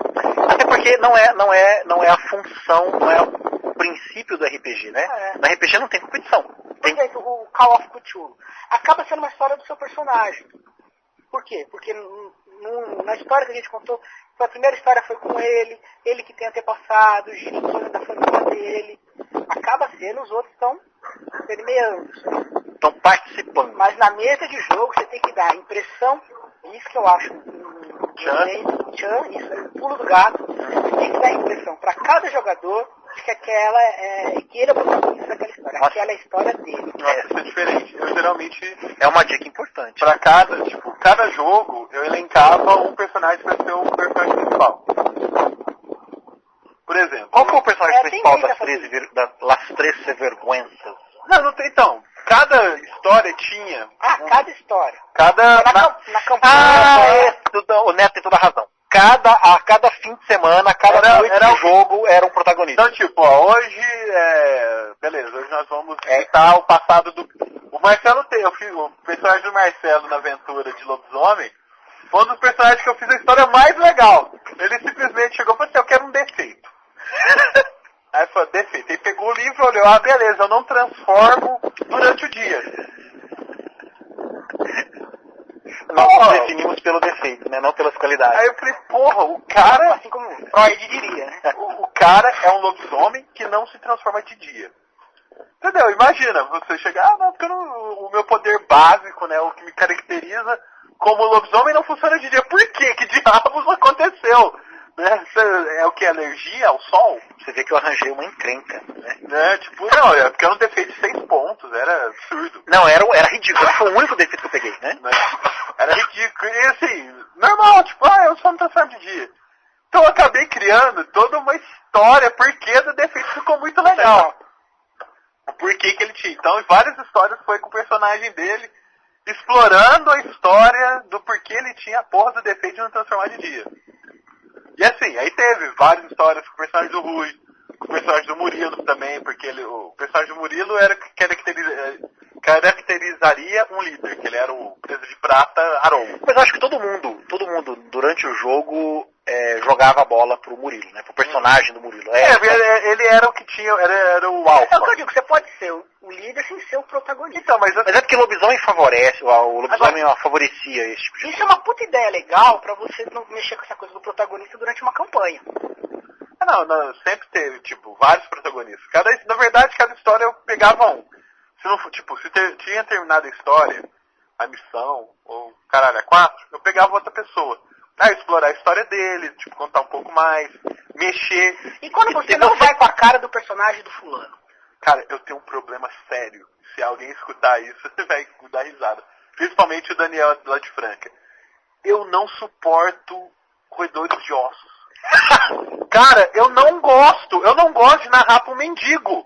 Entendeu? Eu acho ridículo, besta. Você sabe que tem gente que adora jogar com mendigo? Sim, o Rui adora. O amigo Gabriel, Gabriel só faz mendigo, é verdade. O Daniel agora quer fazer o mendigo, o Hagabashi, roedor de ossos, cara. Eu não odeio isso. Pra mim podia morrer, todos eles. E é foda, porque eu não gosto do que eles representam. Eu tenho uma visão muito romanceada do lobisomem. Eles são opostos. E eles são opostos. É a coisa do storytelling, sempre tem um clã assim. Então, eu não gosto deles, eu acho eles escrotérrimos, entendeu? Eu não vejo nenhum valor neles. E é foda. E aí, o que eu faço? Como que eu crio? Como você cria uma história no qual... Uma versão na qual ele é o protagonista. É foda. Eu tive o Ruizinho pediu pra eu narrar umas aventuras solos que ele era um roedor de ossos. Não vingou, porque eu não conseguia criar histórias pra ele. Só pra ele. Tem alguns jogadores que se dão... o exemplo icônico, né? O que foi o Fábio, que é um cara... o Fábio é... Hoje a gente tem uma referência, ele é o Sheldon. Mas o Fábio, ele é o nerd icônico. Sabe o nerd da vingança dos nerds? Não, é tipo assim... eu não sou não, né? Não, ele é. Beleza. Não, porque isso, cara, o Fábio traquejo social -1, sabe? De eu ter papos absurdos, assim, falei, não é quem é você, o que você com o Fábio. De discussões via e-mail e via Messenger, que eu falo assim, caralho, não é o Fábio, mas o Daniel Net me avisado, porque o Fábio não fala nada durante o jogo, mas na hora de jogar no MSN, o cara se solta, ele fica... É um nerd, entendeu? O cara só se solta, né? E dava... Eu lembro de... O personagem dele do jogo que ele fez um... Aquele que é raposa, Homem-Raposa? Não, Homem-Raposa. Ele era o... Da minha história também. Mas ele saiu do grupo, ele parou de jogar com a gente, porque a história se divergiu tanto. Era o Pele de Fumaça. Nossa, ele desenvolveu a história de Pele de Fumaça. Pô, você tinha que começar lobisomem pra gente, cara. É verdade, o Netão, o pessoal tá querendo... Se não tendo nenhum roedor de ossos. O pessoal tá precisando, a Borja Zafá, eles não sabem o que é um bom jogo de lobisomem, cara. Eu falei pra eles, ó, o Neto precisa jogar. Nunca jogaram, né? Nunca jogou lobisomem. Precisa narrar um lobisomem. Velho, você não jogou Lobisomem Apocalipse se você não jogou um jogo do Neto. Não, tanto que eu terminei, eu fiz o Apocalipse. Eu sei dessa história, você me contou, ele me contou depois. O lance era, tipo, porra, o jogo chama Lobisomem Apocalipse, eu não vou acabar com o jogo? Mas teve um apocalipse, tipo assim, teve o fim dos tempos oficial, né? Sim, sim. Teve a guerrena, teve a banalidade, teve... Foi interessante, foi uma história interessante. Saiu um livro com tudo. Bom, mas aí, o que você faz com o roedor de ossos? Cara, eu tenho que engolir, né? O negócio é o lance do Zagalo, né? Vocês vão ter que me engolir. Velho, fica a minha boca. Eu não consigo garantir a qualidade. Se você abre seu coraçãozinho, qual personagem você vai com a cara? Cara, eu nunca tive problema com o personagem. Nunca? Eu tive problema assim, o jogador chega com uma ficha, sabe? Um aglomerado de números. Background 0, assim. Eu tive o prazer e a oportunidade de jogar com alguns jogadores, cara, que me entregaram folhas. Não tô brincando. Aconteceu do Rildo chegar para jogar desses grandes eventos RPGísticos da cidade de Ibiraci. Que ele chegou lá, cara, ele me entregou. Era o congresso de RPG da cidade, né? Não, era verdade, juntava 100% dos jogadores de Ibiraci e região, né, pra jogar lá em casa, cara. Na mesma mesa. Na mesma mesa. Não, e era uma mesa grande, cara. Eu sempre falo daquela mesa, era uma mesa retangular. Sabe daquelas de 8 pessoas, sabe, 10 pessoas, era uma mesa muito grande, cara, velha. E a gente jogava nela, assim, do lado de fora de casa, na área, assim, no fundo do quintal, né? Houve um tempo em que as casas tinham quintais. Agora tem que ficar no telhado. E aí, o Rildo me entrega, acho que foram 4 ou 5 folhas, sabe, de manuscritos do personagem, Dom Juan de Marco, o Príncipe Perdido. Eu falei, caralho, eu tenho que usar tudo isso, sabe? A turma de Franca fazia isso. E é verdade, o lance de colocar na internet, expor na internet, né? E aí, cara, e já aconteceu de eu pegar personagens, grande erro, né? Acho que todo jogador já aprendeu isso, os que não aprenderam nunca vão aprender. A pior coisa que você faz é pôr amnésia no seu personagem. Jogando comigo ou com o Murilo. Nossa, é verdade. Principalmente porque eu vou fazer sua história e você não vai gostar. Assim, eu vou fazer uma história super legal, mas prepara, meu amigo. O personagem do Rui na Crônica de Vampiro. Vampiro é uma crônica que já dura quase 11 anos. O Rui fez um Keitif com amnésia. Mas o Murilo destruiu. Não, é verdade, fez com que ele fosse o grande inimigo. Ele misturou um monte de história, então no final, ele começou como anarquista, aí no final descobriram que na verdade ele era um caçador de anarquista, que resolveu se infiltrar na organização, e para tanto o senhor dele fez uma dominação que apagou a mente dele, pra ele achar que era um anarquista, e depois que ele passasse anos no movimento anarquista e pudesse ser recuperado, e usar toda a informação para destruir. A identidade Borne não é uma história inédita. E aí, na verdade, isso é do Vingador do Futuro do Schwarzenegger. Verdade, que o Vingador do Futuro, para quem não sabe, é baseado numa história do Philip K. Dick, um dos grandes escritores de ficção científica que ninguém conhece no Brasil, né? Então, e assim, eram várias histórias desse mentor que apagou a memória, correndo atrás do personagem do Rui para fazer ele recuperar a memória, e o personagem do Rui correndo que nem diabo pode dar cruz, porque ele não queria deixar de ser o personagem. Nossa, Nossa. Então, já aconteceu comigo de jogador chegar e não ter história, mas nos meus jogos não foi empecilho, porque eu acabava fazendo a história do cara, sabe? Houve situações em que eu pedi para os jogadores não fazerem história. Chegou a Guerra dos Deuses, que é o grande evento de Forgotten Realms, que todos os meus jogadores se lembram. A Guerra dos Deuses, cara, até quando eu jogava com o Fábio, com o Jusemar, do Rodrigo Daniel, foi uma grande história que envolveu todos os RPGistas que eu conhecia. Leia-se Fábio Luizio, Jusemar, Hildo, Eduardo, Rodrigo Daniel. Foram 3 partes, e o único que participou de todas as partes foi o personagem do Eduardo. As pessoas se lembram mais, agora não que já está muito velho, mas as pessoas, esses jogadores se lembravam mais da Guerra dos Deuses do que do Tempo das Perturbações. Eu fiz uma história muito grande, assim. E nem foi boa, tá? Mas é porque com 16 anos, cara, qualquer jogo de D&D tava. E aí, eu fiz backgrounds, 5 backgrounds, não, 6 backgrounds, e sorteei no começo do jogo. Sabe? Era uma página escrita à mão, em letra pequena, dava, sei lá, 400 letras, sabe? Não, 400 palavras, dava 400 palavras. E eu entreguei pros caras, e beleza, esse é o background de vocês. A exceção foi só o Rildo que chegou pra mim com um manuscrito. Então, acontece muito comigo, do cara chegar com uma ficha cheia de números, sabe? Geralmente tentando fazer algum combo, alguma coisa, e eu invento a história pro cara.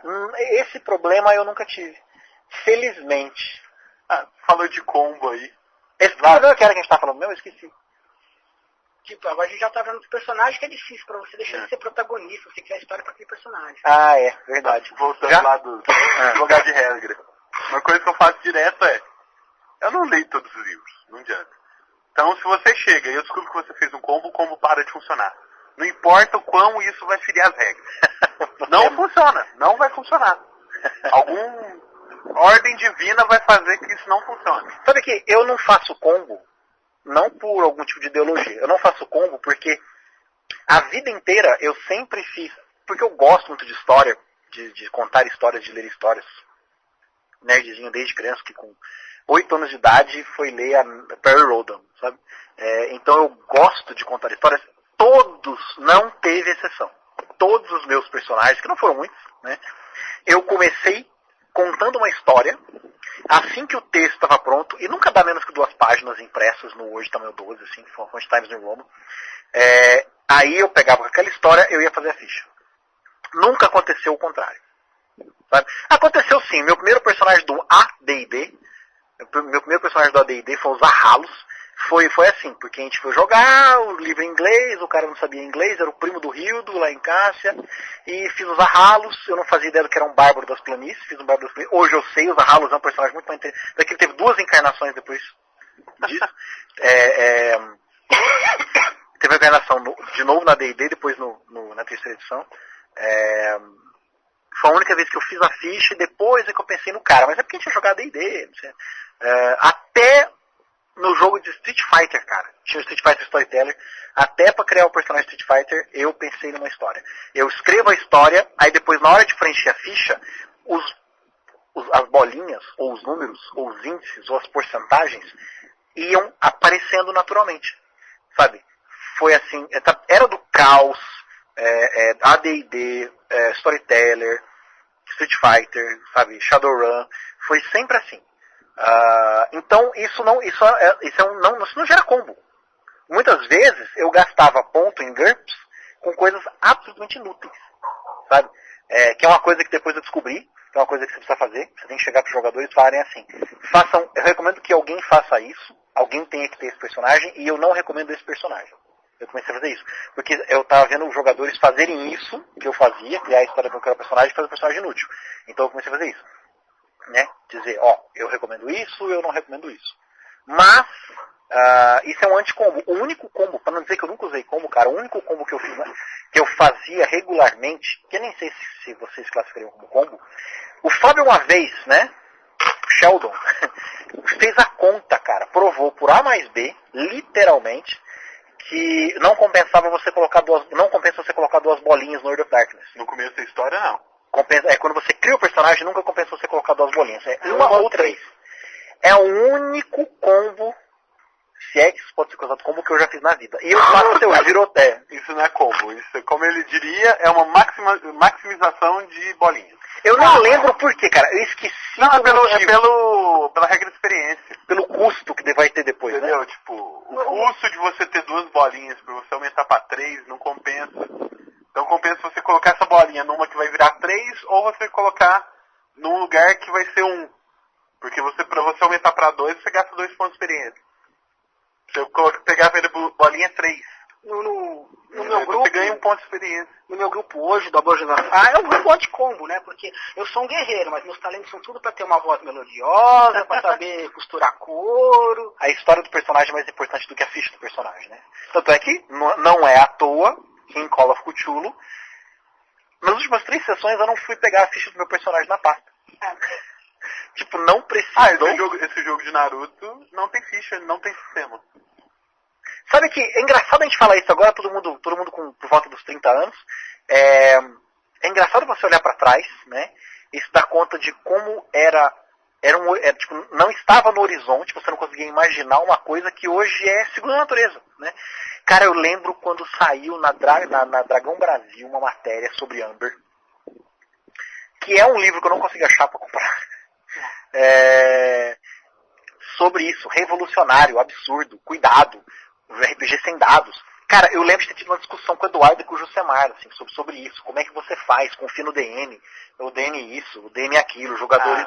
Meu, hoje, a gente faz isso naturalmente. Cara, no último jogo se não fosse pelo combate, no último jogo da primeira missão, de Dungeons and Dragons, que virou um wargame, não teria precisado de ficha, cara. Eu lembro disso em 95, 94... molecada de 14, 15, 16 anos, você não concebia um negócio desse. Como é jogar, né, sem ficha, sem dado. Cara, é muito legal. Olha pra trás nos últimos 10 anos de RPG, o tanto que a gente evoluiu, né? E nos engrandeceu como pessoa, né? Hoje cara, tem experiência de vida que aconteceu hyper nerd, né? Mas tem experiência de vida que aconteceu comigo em mesa de jogo, cara. Tudo bem. Agora eu vou contar pra vocês um personagem que eu acho difícil de lidar.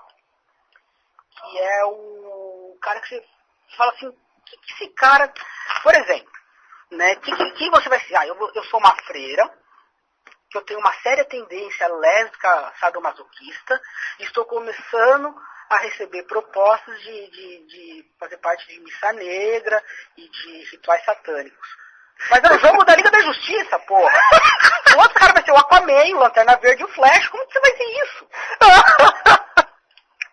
Eu não sei lidar com o personagem assim. Eu não sei lidar com o jogador e com o personagem. Você consegue? O Aloysio tem os personagens assim, cara. Tipo... Não, Aloysio, me desculpe se você está ouvindo isso, mas é verdade, cara. Porque você é mestre, é ninja na hora de criar personagem nada a ver. Que não tem nada a ver com a história, meu, é foda. É foda, mas tem que ter um superpoder. Meu cigarro nunca apaga. Como assim? Mas foi... Você falou da Liga da Justiça, nós tivemos um jogo. De mago? Não, o Murilo fez um jogo porque o Marcelinho queria jogar com o Lobo. Então o Murilo desenvolveu um jogo no qual seria viável você jogar com o Lobo. Então, fez o jogo pro Lobo, o Ruizinho ia jogar, o Ruizinho é fã do Super-Homem, fez o Super-Homem, e eu fiz o Lanterna Verde. É verdade, tá tudo no mesmo nível. Né? Mas que quando ele fez a gosminha, uma gosma criada pelo Cadmus, criada pra destruir a Liga da Justiça, que tem o superpoder de copiar qualquer um. Teve uma vez que o Luiz quis fazer um Era jogo... uma gosminha? Ele era uma protoplasma catarrão derivado da meleca da supermoça, que tinha a capacidade de absorver super habilidades. No único jogo de D&D que eu narrei pra Turma de Franca, eu deixei eles fazerem, eu lembro direitinho que eu falei, eu vou me arrepender de dizer isso, mas eu vou deixar vocês fazerem o que vocês quiserem, né? E o mais legal, cara, é que quanto mais liberdade você dá pro jogador, mais tradicionais são os personagens, né? É impressionante. Meu Google. Não, eu nunca narrei pra Borges Zafar, então há exceção pra toda a regra, né, cara? E a exceção se chama Borges Zafar, né? Mas enfim. E todo mundo veio com personagens super tradicionais, assim, tipo... A única exceção foi o Luiz, que o Luiz, ele chegou pra mim e falou assim, mas Luiz, eu lembro direitinho disso, cara, a gente tava na mesa dele, na mesa da cozinha, preparando lá um sanduba, depois do Luiz eu ter colocado o frasco de margarina no micro-ondas. Ele falou assim, Marcelo, eu quero criar a gente tá brincando, a gente focou no uma piada da tropa Tarrasque. E o Luiz falou assim, eu falei, qualquer coisa. Aí todo mundo assim, Murilo, qualquer coisa? Qualquer coisa. Aí alguém falou, eu quero fazer um Tarrasque. Tarrasque. Aí é bom que vai ter o Tarrasque vermelho, o Tarrasque azul, o Tarrasque amarelo, o Tarrasque Super preto, Sentai. aí vai Super Sentai, tropa Tarrasque, né? Aí ele falou, não, eu quero fazer um... Ele veio, cara, eu não lembro se ele fez ficha, acho que ele não fez, mas ele veio com a proposta, tipo, o cara falou sério, entendeu? Ele chegou e falou assim, eu quero fazer um hatchling, um dragão vermelho, hatchling, que não fala língua comum. Aí eu falei, beleza, você não quer jogar o jogo, né? Ele, por quê? Ah, porque você vai jogar exatamente durante um encontro, né? Que todo mundo vai encontrar o seu personagem e vai matar. Ah, não, mas você não pode... Isso é mal, isso é cria sua, viu, Neto? Por quê? É cria sua. Porque ele falou assim, mas não tem problema, porque é só falar pros personagens que eu sou um jogador. Meu, para pra pensar. Não, que é culpa minha? Eu vou chegar aí. Para pra pensar no que você tá fazendo. Você vai criar um filhote de dragão vermelho que não fala a língua comum, quer dizer, ele não tem nem como se explicar. Você tá falando dos personagens suicidas que eu crio. Não, dos monstros que você cria nos seus jogos. Aí ele faz, eu falei assim, você vai fazer um negócio, o monstro, né, o seu personagem não tem nem como se explicar, né, como é. Eu não, eu vou fazer parte do grupo. Morreu, cara. Tipo, os caras não vão pensar se encontra o dragão vermelho, cara, literalmente tem que matar de berço, sabe? Então, aí ele ficou meio ruim, bravo, assim, enfim, ele fez outra coisa, eu não lembro o que foi. Eu não consigo lembrar o que eu narrei pra vocês. Você lembra o que eu narrei de D&D, cara? Não, Isso fica muito estranho. não foi evento Surreal, fica dadaísta. Não, mas todo mundo fez personagens normais. Eu não consigo lembrar o que também não. Eu sei que eu narrei D&D pra tu muito franca, eu não lembro o que eu fiz. Mas enfim, isso é culpa sua, Neto, porque você é mamãe de passa a mão na cabeça, e por mais cagada que o jogador faça, o personagem não morre. Aí alguns jogadores da turma de franca desenvolveram síndrome de Highlander, entendeu? O cara pode entrar correndo e ser baleado e ativar a bomba atômica, que ele sabe que no jogo do Neto ele não vai morrer. Ah, não é assim. Ah, não é assim. O personagem do Lísio quase destruiu o planeta no último jogo de lobisomem e foi dormir. Depois o personagem falou, beleza, agora eu vou dormir, foi pra barraca. E ninguém, tipo assim, em qualquer outra aventura que eu já tinha participado, esse personagem tinha morrido pelas mãos dos outros jogadores. Só que você impedia. E os jogadores desenvolveram essa cultura. A turma de franca desenvolveu essa cultura de, beleza, é um jogador, não vou matar. Tanto é que eu tive um problema, eu não sei se o Rui levou isso a sério, eu espero que ele não tenha levado isso a sério, mas meu primeiro jogo de lobisomem com vocês, eu tive um problema com o Rui. Não sei se o Rui levou pro lado pessoal, espero que ele não tenha levado. Não. Que o meu fiz um personagem completamente sem querer, mas... Tipo assim, eu entrei no personagem, que eu fiz uma fúria negra, eu entrei no personagem e o personagem antipatizou completamente com o personagem do Rui, mas foi personagem com personagem. Uma coisa super profissional, né? E chegou um ponto em que os dois personagens se degladiaram. Do personagem do Rui, colocar a mandíbula no meu pescoço do meu personagem, e eu segurar o saco dele, né? E falar, um de nós dois não vai sair inteiro dessa luta. Eu não lembro se o Rui levou pro lado pessoal. Não, acho que não. Mas porque vocês estavam acostumados a não ter isso, né? E eu jogando, eu vinha de uma cultura em que o personagem fez cagada. Sabe a ideia de personagem descartável? Há exceções. Os personagens do Jusemar nunca foram descartáveis. Ele sempre se apegou. O personagem do Jusemar? Não, ele, por incrível que pareça, ele teve outros. Ele teve um Imortal Paladino, ele teve o Kellan Maldel, que foi um bardo, ele teve um outro guerreiro, que eu não lembro o nome. Mas ele, de maneira geral, o Jusemar sempre se apegou muito aos seus personagens. Era exceção, sabe? Tanto é que aconteceu situações em que eu tava como jogador e o personagem do Rodrigo falava, porra, cara, os personagens vão morrer. Eu falei, beleza, já tô fazendo outro, sabe? Eu vim de uma cultura que os personagens eram descartáveis. E aí eu cheguei na turma de franca e a galera era o seguinte, personagem jogador? Tipo assim, tinha caráter especial, entendeu? E isso me atrapalhou muito ao participar dos primeiros jogos, quando eu me mudei pra franca em 99. Foi isso. Porque eu lembro muito bem dessa batalha que teve entre os dois. E eu lembro o clima ruim que ficou no jogo. Sabe? Não, mas porque não adianta. Se você tá no jogo, você acaba vestindo o seu personagem e até você despir ele, você tá com ele lá. Tanto é que eu fui criticado. Não criticado. Alguém fez uma observação uma vez. Alguém fez um comentário uma vez. Falou assim, Marcelo, que estranho. Você não fala, eu faço isso, eu faço aquilo. Você fala, meu personagem faz isso, minha personagem faz aquilo. Que era natural dos jogadores encarnarem o personagem. Então, só que aí você criou monstros, né? Porque os jogadores passaram a achar mas assim, só no meu jogo, né? Porque o Murilo não tem pudores. Ah, é? É mesmo? O Murilo já matou o personagem do Rui. O o atual anarquista com problema de memória, que já não tem mais problema de memória, ele é o segundo personagem do Rui, que o primeiro, e acho que ele virou um macaco, depois morreu. Vai longe, a coisa de imaginação é uma coisa poderosa. O Tony tem o hábito de fazer TPK, né? O Tony tem o hábito de fazer Total Party Kill. O lance do Tony é que você tem que frear, porque se deixar ele mata o grupo. Ele já tentou matar o grupo de lobisomem 2 vezes, o de vampiro nem sei quantas vezes. Ele tentou acabar com o grupo. Não, e o mais legal é que no jogo do Murilo o personagem do Tony é antagonista, né? Ele é agora não, agora ele tá tentando virar bonzinho. Não sei por quanto tempo. Não, eu já experiência o contrário, de tentar salvar o grupo, eles vão lá e se matam. Mas isso é muito mané. Mas tem toda a chance possível, né? Não, mas vocês vão lá. O cara é um paladino caído que tá se transformando em vampiro e convida vocês pra ir na cabana com ele. Beleza, nós vamos. Não, mas aquela clériga da deusa da luz tá dizendo pra vocês não irem. Quem vai escutar essa mulher? Legal, o cara tem uma armadura preta, vamos lá. Por falar nisso, vai ter golem de ouro este ano? Vai ter golem de ouro. Nossa, que fantástico. Então, que fica... Não, eu espero que minhas aventuras, eu vou rolar bastante aventura pra participar, né, cara, pra ter golem. Que fique claro que é só com a turma de Franca, porque eu já narrei pra outras pessoas. Uma galera chegou e inventou que queria que eu narrasse vampiro. Eu não gosto de narrar vampiro. Que bosta, eu não gosto. Eu gosto de lobisomem. Tanto que na aventura de vampiro, adivinha, sou lobisomem. É verdade, minhas aventuras de vampiro, as poucas que eu narrei, elas eram violentas e nojentas, porque eu sou adepto do vampiro de Bram Stoker, não do vampiro Danny Rice. Então, aí aconteceu, eu coloquei um lobisomem na história pra galera correr do lobisomem. E eles não correram. Eu matei o grupo. Então, tipo, quando não é a turma de Franca, eu não... eu acho que isso é importante. Eu acho que nós não temos o problema de ter jogadores que reclamam que o personagem morre, né? Tem grupo que tem esse problema de ter mestre assassino. Eu já tive outra coisa também muito legal. Do cara que diz assim, eu quero morrer. Tá na hora do meu personagem morrer de uma forma heróica.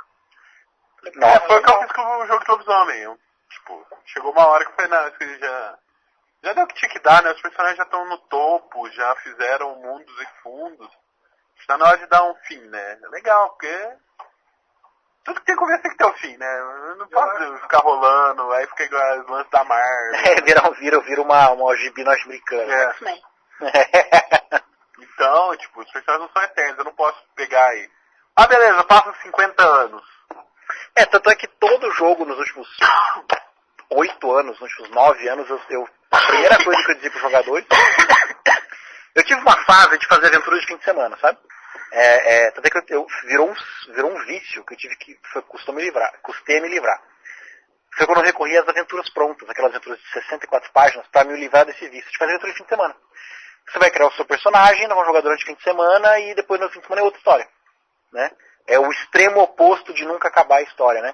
Mas nos últimos, já tem quase uma década que começa todo jogo, eu aviso, olha, essa história um dia vai acabar, tá? Então, nós vamos chegar, meu objetivo é contar tantas histórias, né?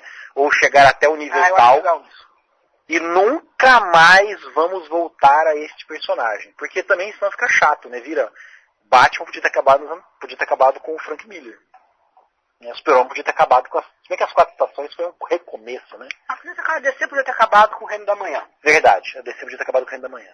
A Marvel podia ter terminado com Terra X, por exemplo. O que me leva a outra... A pauta. Voltando à pauta. Uau! Olha a volta. Né? Já falamos de metagame. Já falamos de DM como jogador. Mas pronuncia metagame. Pra depois que eu vi isso não entender metagame. Né? Então... Já falamos de metagame. Muito bom. Metajogo. Né? Porque meta é uma palavra lá. Grego ou latim? Grego? Grego, então, beleza. Grego. Grego e latim é a linguagem universal. Você pode acreditar em qualquer língua. Então, metajogo... Nossa, me senti no ano 1000, né? Tá ligado? Todo mundo fala latim. Metajogo... Be more funny! Muito bem. Mudamos de lugar por causa da chuva, porque a gente está gravando esse podcast no telhado, né? No quinto andar seria a área de festas, que ela é descoberta, né? Mas enfim. Agora tem eco. Então essa é uma experiência legal. O legal é que eles confiam, né? Porque o jogo sem sistema, tudo fica relegado a mim. Eu sei que, tipo, eu jogo Shuriken. Aí eu tenho que falar se o Shuriken acertou, se não acertou, se deu dano, não deu dano, saiu sangue, não saiu, que diabo aconteceu. E eles confiam, tipo, eu falo, não acertou. Morreu ali, entendeu? É legal, você já tá criando jogadores bacanas. Então tá bem legal. E ninguém tá preocupado com o que aconteceu, né? Na verdade, todo mundo quer saber o que aconteceu com isso, o que eu fiz com a história. Que eu mudei o mundo drasticamente, né? O cataclismo. Na verdade, o que eles já sabem é que na história do Naruto você tem uma vila, que é a Vila da Folha, né? E tudo acontecia lá. Você tem as vilas ninjas, que são as forças militares do país. Durante o jogo, eles descobriram que a Vila da Folha que eles estão não é a primeira. Eles descobriram outra, que essa outra está completamente destruída. E que os líderes dessa Vila da Folha fazem de tudo para ninguém saber que já teve outra. Então eles estão tentando descobrir o que aconteceu. Por que tem, quem que destruiu. Cara, esse negócio de cataclismo é engraçado. Isso mostra como esses jogadores reclamando de Forgotten Realms, né? Eu assino 2 listas de discussão e tô Eu acho fantástico. Em uma comunidade, eu tô em uma comunidade do Orkut, né? Do Forgotten Realms. O pessoal reclamando das mudanças radicais, inclusive geográficas. O brasileiro não tem memória, né, cara? Isso é a cara da TSR. Porque teve mudança radical no tempo das perturbações. Em Dragonlance, porra, caiu um meteoro no planeta. Mas ele já surgiu assim, tem que fizer de novo, né? Não, olha só, mais de uma vez. Ravenloft, cara, teve uma reestruturação total de aparecer a Greta Sombria. Você não é né, cara? Greta Sombria, ninguém merece. Diz aquilo em inglês. Então, Shadow Rift. Sabe, de sumirem reinos completamente, de rearranjar tudo, sabe, teve uma mudança radical, então tô lendo, né, Red Steel teve uma mudança radical em Nação de Coast. A TSR, é a cara da TSR fazer isso, é o Wizards está só seguindo a tradição. Aí os caras estão reclamando, ou vocês começaram a jogar ontem, ou vocês vão não teve cataclismo. É verdade, Dark Sun teve cataclismo. Não, aqui já tá tudo fudido.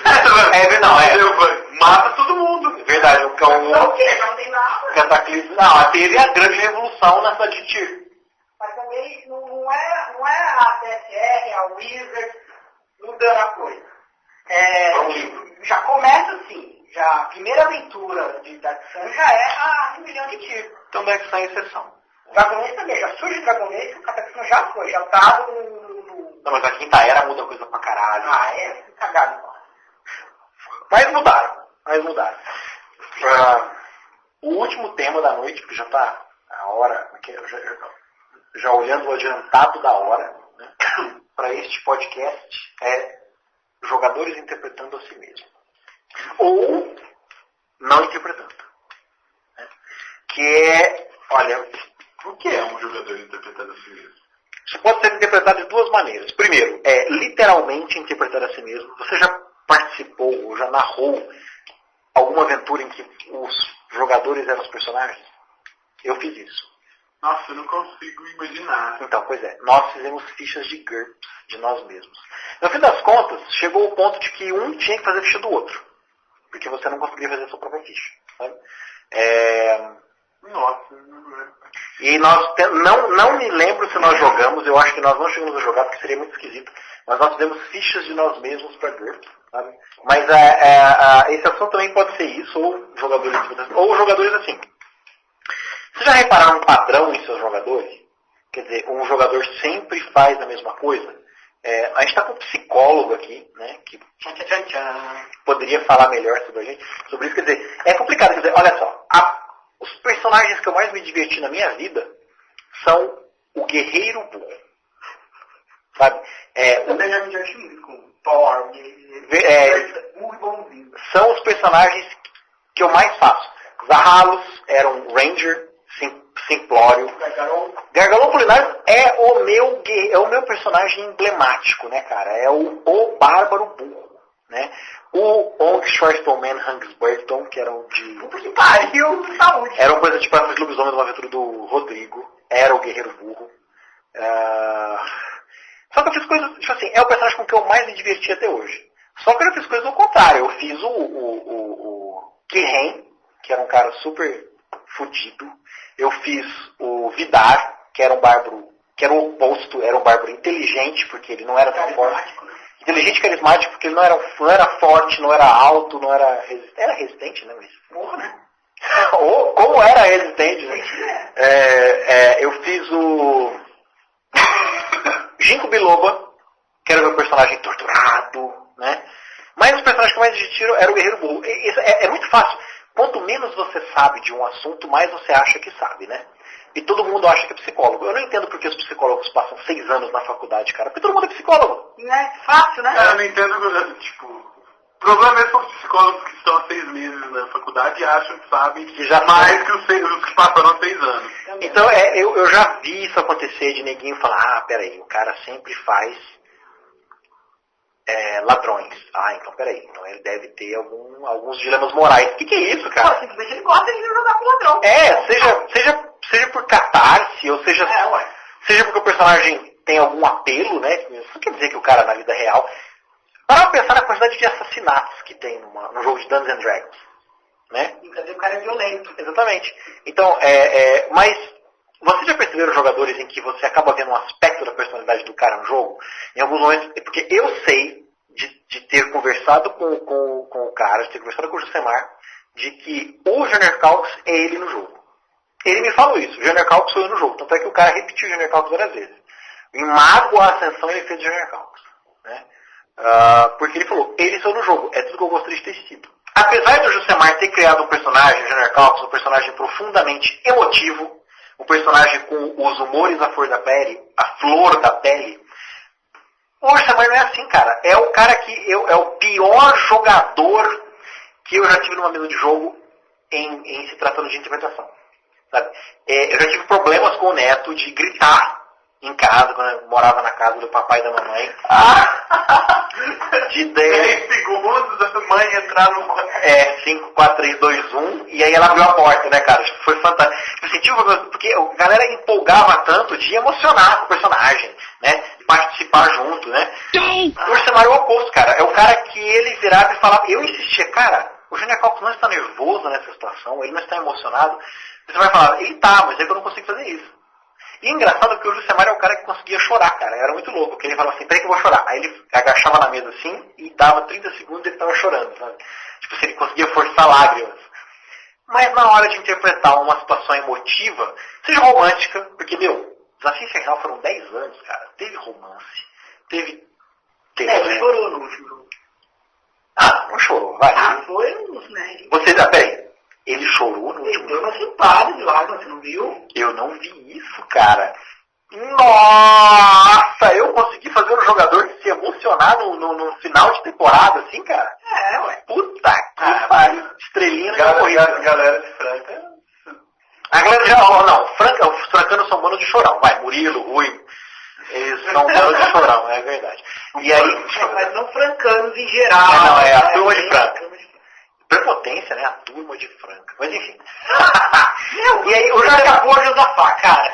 Não, a boa... Não, e tem artigo no começo. A boa Josafá, né? Então, aí o Josemar fez um personagem super emotivo, mas ele em si não conseguia interpretar, né? Não dá pra interpretar isso, mas não era no mínimo estranho. Vocês já tiveram jogadores assim, que vocês viram que o cara estava colocando um aspecto da personalidade deles no jogo? Querendo ou não, você acaba jogando com o que você gosta. Eu, por exemplo, gosto de jogar com o Bárbaro Burro. Eu gosto de personagem suicida. Gosta dele. A galera que fala, meus personagens são suicidas. Tipo, um Garra Vermelha que ama humanos. Nossa. É suicida. Cara, e é a única coisa que eu não suporto. Um vendedor de ossos. Meu personagem queria morrer. Era o único que queria morrer. E ele foi o único que sobreviveu na aventura. Um divertido comum. Depois a gente pode conversar sobre isso, né? Fúria Negra... existe mais Fúria Negra homem do que mulher, né? O clã mais populoso é o dos jogadores brancos. É verdade. Se você pegar na internet o tanto de últimos roedores brancos... Nossa, o roedor branco foi foda. O invasor branco que existe na internet... O roedor branco é aquele ratinho de laboratório, né? O cobaia. Não, cobaia é um tipo de chinchila, um tipo de coelhinho. Então, se você pegar o tanto de dinheiro que são os últimos invasores brancos, dá umas tribo maior que os Espirais Negros, que é a tribo original. Mas tudo bem. Eu acho o seguinte, né? Não tem jeito de você montar um personagem que não tenha a ver com você. Você pega, né? Até porque, desculpa te interromper, eu fiz um personagem que foi... o logotipo de catarse é catártico. Então eu fiz um personagem catártico. Eu fiz um gnomo Tiflin, ladrão, sabe? Mal, assim, caótico e mal.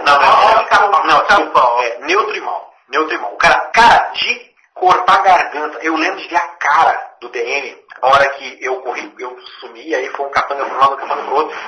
E aí, foi um capanga para um lado, depois pro outro, e aí eu me escondi, me ocultei, achei uma faca, porque eu já estava pelado, porque eu tinha sido torturado. Aí eu me escondi, tipo, você sabe, pendurei, foi fantástico, pendurei no teto, assim, no esgoto, assim, aí passo o capanga, aí eu desço de cabeça para baixo e meu personagem corta o pescoço dele, né? Beleza, matou. Aí o DM pergunta assim, agora o que você faz? Eu falei, agora o que eu faço? Eu vou seguir o outro caminho e atrás do outro cara.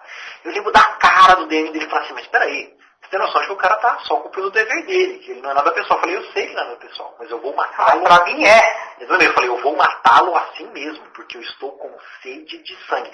A primeira aventura, cara, foi meio foda, assim, porque eu fiquei meio mal, assim, o personagem era mal, entendeu? Ele tinha prazer em provocar dor nas pessoas. A partir da terceira sessão, eu tava me curtindo pra caramba, porque eu podia fazer o que eu queria. Eu planejei matar os dois sentinelas do portão da cidade só porque eles foram mal educados com o meu personagem. Sabe? Foi perigoso flertar com essas emoções, mas foi meio catártico. Eu me libertei fazendo um personagem que é o oposto de mim, que eu sou um personagem... Eu seria um personagem bonzinho. Mas nem sempre é assim, por exemplo. Não é que o Netão gosta de jogar com um personagem suicida. Isso tem a ver com ele. Mas não é uma coisa direta, Netão. Não, mas é que eu cheguei a fazer coisas nesse jogo, na Olhos de Gato, Sangue de Demônio, que era o nome muito bom até do jogo. Eu cheguei a fazer coisas opostas à minha índole. Sim. De que eu, sabe? Mas deixa eu falar o que acontece. Não quer dizer que o Netão é um suicida. Quer dizer que ele gosta de cenas, de vivenciar cenas que tem alto risco, de ser um renegado. Por exemplo, não quer dizer que você é um bárbaro burro, mas às vezes você gosta muito de brincar com essa coisa, você é fã de George, o Rei da Floresta. O meu primeiro personagem de vampiro, que quando a primeira vez que a gente foi jogar, era um Zimice mau. Ele seguia a trilha do demônio. Eu entrava nos lugares de iluminação para fazer as pessoas se matarem. E quem me conhece sabe que eu sou uma pessoa totalmente boa. Um amor de pessoa. O Neto não consegue odiar ninguém, cara. É impressionante. Quase ninguém. Existe. Acabou de aparecer uma exceção. O nome da pessoa que nós vamos falar sou eu. Sempre. Sempre existe uma exceção. Não, o nome do cara começa com e termina com... Bom, mas é isso, não é uma coisa tão direta assim como o Josemar fazia do Junior Count. Não é uma coisa tão direta.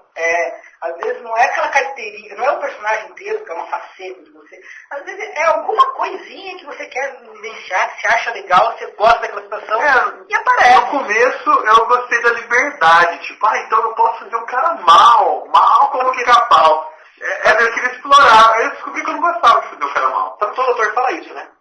Todo ator de Hollywood fala que é bem melhor interpretar um personagem mal do que o bonzinho. O bonzinho está mais restrito, o mal pode fazer o que quiser. Então, isso que eu tô gostando do Paladino. Ele é um cara mal. Meu Paladino, ele é mal, mas ele é mal bom. Eu vejo o seu Paladino, eu vejo o Paladino de outra maneira. A minha visão do seu Paladino, o seu Beor, é o cara que acredita, o mundo pra ele é preto no branco. Então. Entendeu? Ele na cabeça dele e nos atos, ele faz a coisa certa. Ele sempre faz a coisa certa. Mas eu não diria que ele é mau, eu diria que ele é violento. Então, eu como jogador, eu vejo ele como um personagem mau. Tipo, alguém que invade um local e extermina cada um dos habitantes porque ele acredita que os caras são uma praga. Pra mim, isso é um ato de vilão. Então, é isso que eu tô falando. Pro Neto, o Beor é um vilão. Ele é um alguém mau. Ele não quer dizer que você seja uma pessoa má. Mas é isso que eu gosto. Porque apesar de que no contexto do jogo ele tá fazendo coisa certa. Sim, mas pro jogador ele é um personagem mau. Mas no contexto, ele é uma ferramenta da justiça, entendeu?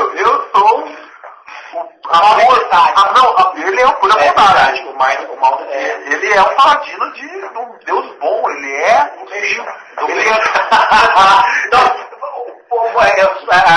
tema para outro post, né? Bahamut. Dragão ou peixe?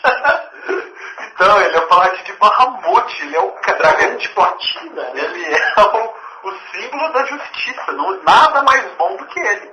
Mas isso não impede dele pegar um kobold, torturar e quebrar o pescoço no final. Eu lembro, no primeira sessão de jogo, vocês interrogaram o kobold. Quem viu foi o Daniel que ficou assustado, né? E cortou ele literalmente no meio, depois que ele não podia fazer mais nada. Aí todo mundo assim, né? Caralho, ele matou o cara, como assim? Não, aí eu tive que intervir e falar, gente, olha, vocês estão num lugar selvagem, um lugar chamado Costa Selvagem, esses monstros estão atacando as pessoas, ele que está certo, né? Você não pode se dar ao luxo de ser o super-homem ou o Capitão América em situações no mundo em que o Wolverine predomina, né? Quando você é o seu gnomo dos olhos de gato, também é uma coisa direta. Eu vou experimentar ser completamente oposto ao que eu sou. Porque o Borknagar, que eu chamava o Borknagar, ele fazia coisas, não tô brincando, ele fazia coisas que eu me sentia mal. Eu passava 3 dias do jogo e continuava me sentindo mal por coisas que ele fez. Eu acho que isso não é recomendado. Se fosse paciente meu, eu falava, olha, isso não é recomendado. Mas depois de um tempo, a partir da terceira aventura, eu passei a gostar dessa libertação. Mas você conseguiu isso, tem gente que não consegue. Né? Você tem uma experiência muito terrível. Pode ser muito ruim. Agora, existem outras formas de projeção no jogo, com pequenos detalhes. Por exemplo, quando eu estou com o Emiliano Dias, eu não sou um cara que está assim, muito interessado em dinheiro. Mas é que eu acho legal esse tipo de personagem coadjuvante nas histórias. O cara meio trapaceiro, meio, né, tentando ganhar alguma coisa. Eu acho legal quando tem personagens assim. Eu acho que é isso. Depende da pessoa, você tem que conhecer mais ou menos qual que é o jeito daquele jogador jogar. Mistura as coisas, né? A gente podia puxar para um outro assunto, que aí o jogador que mistura ele com o personagem, que acontece no jogo, com o pessoal. Eu tô tendo um problema sério com uma personagem, com uma jogadora, né? No jogo do Naruto, que parece que misturou um pouco. Então, tá dando muito trabalho. Eu tive uma conversa com ela. De papete. O lance é que esse jogo de Naruto tem, na verdade, são 2 grupos. Porque é muita gente. Eu não ia de manhã nesse traço, tá pra 8 pessoas. Não dá pra ter 8 protagonistas.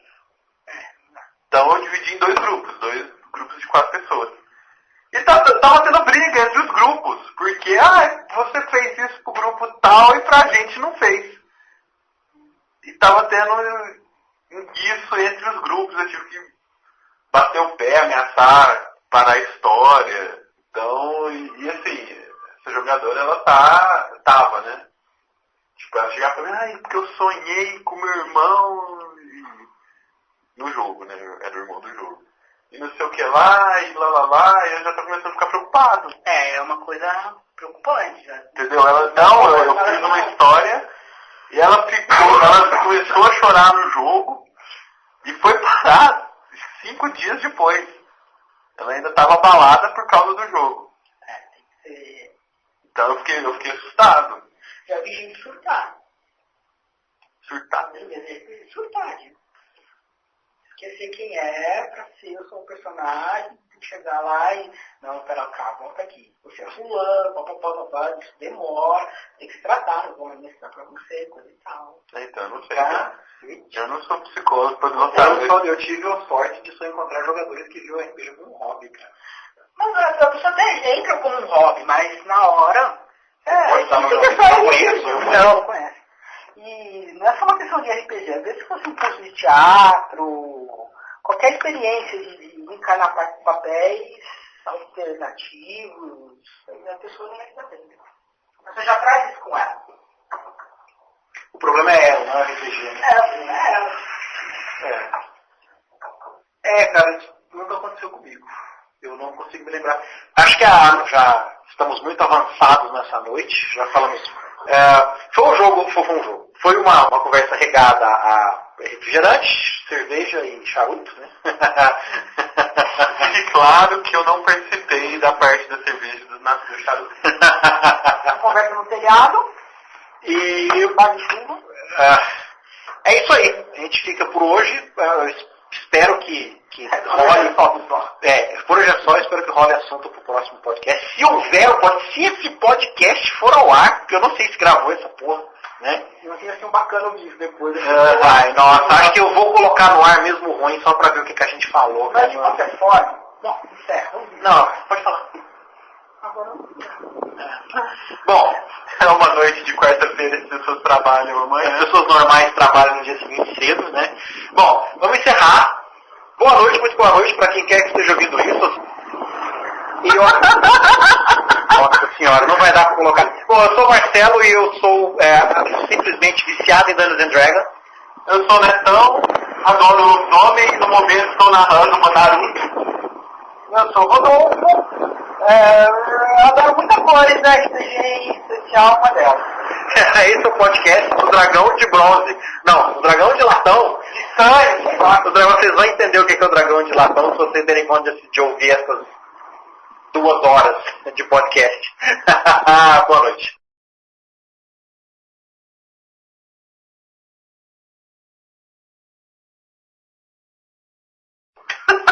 Agora eu quero falar uma coisa. Posso encerrar aqui? Pode, agora acabou até o vídeo. Acabou.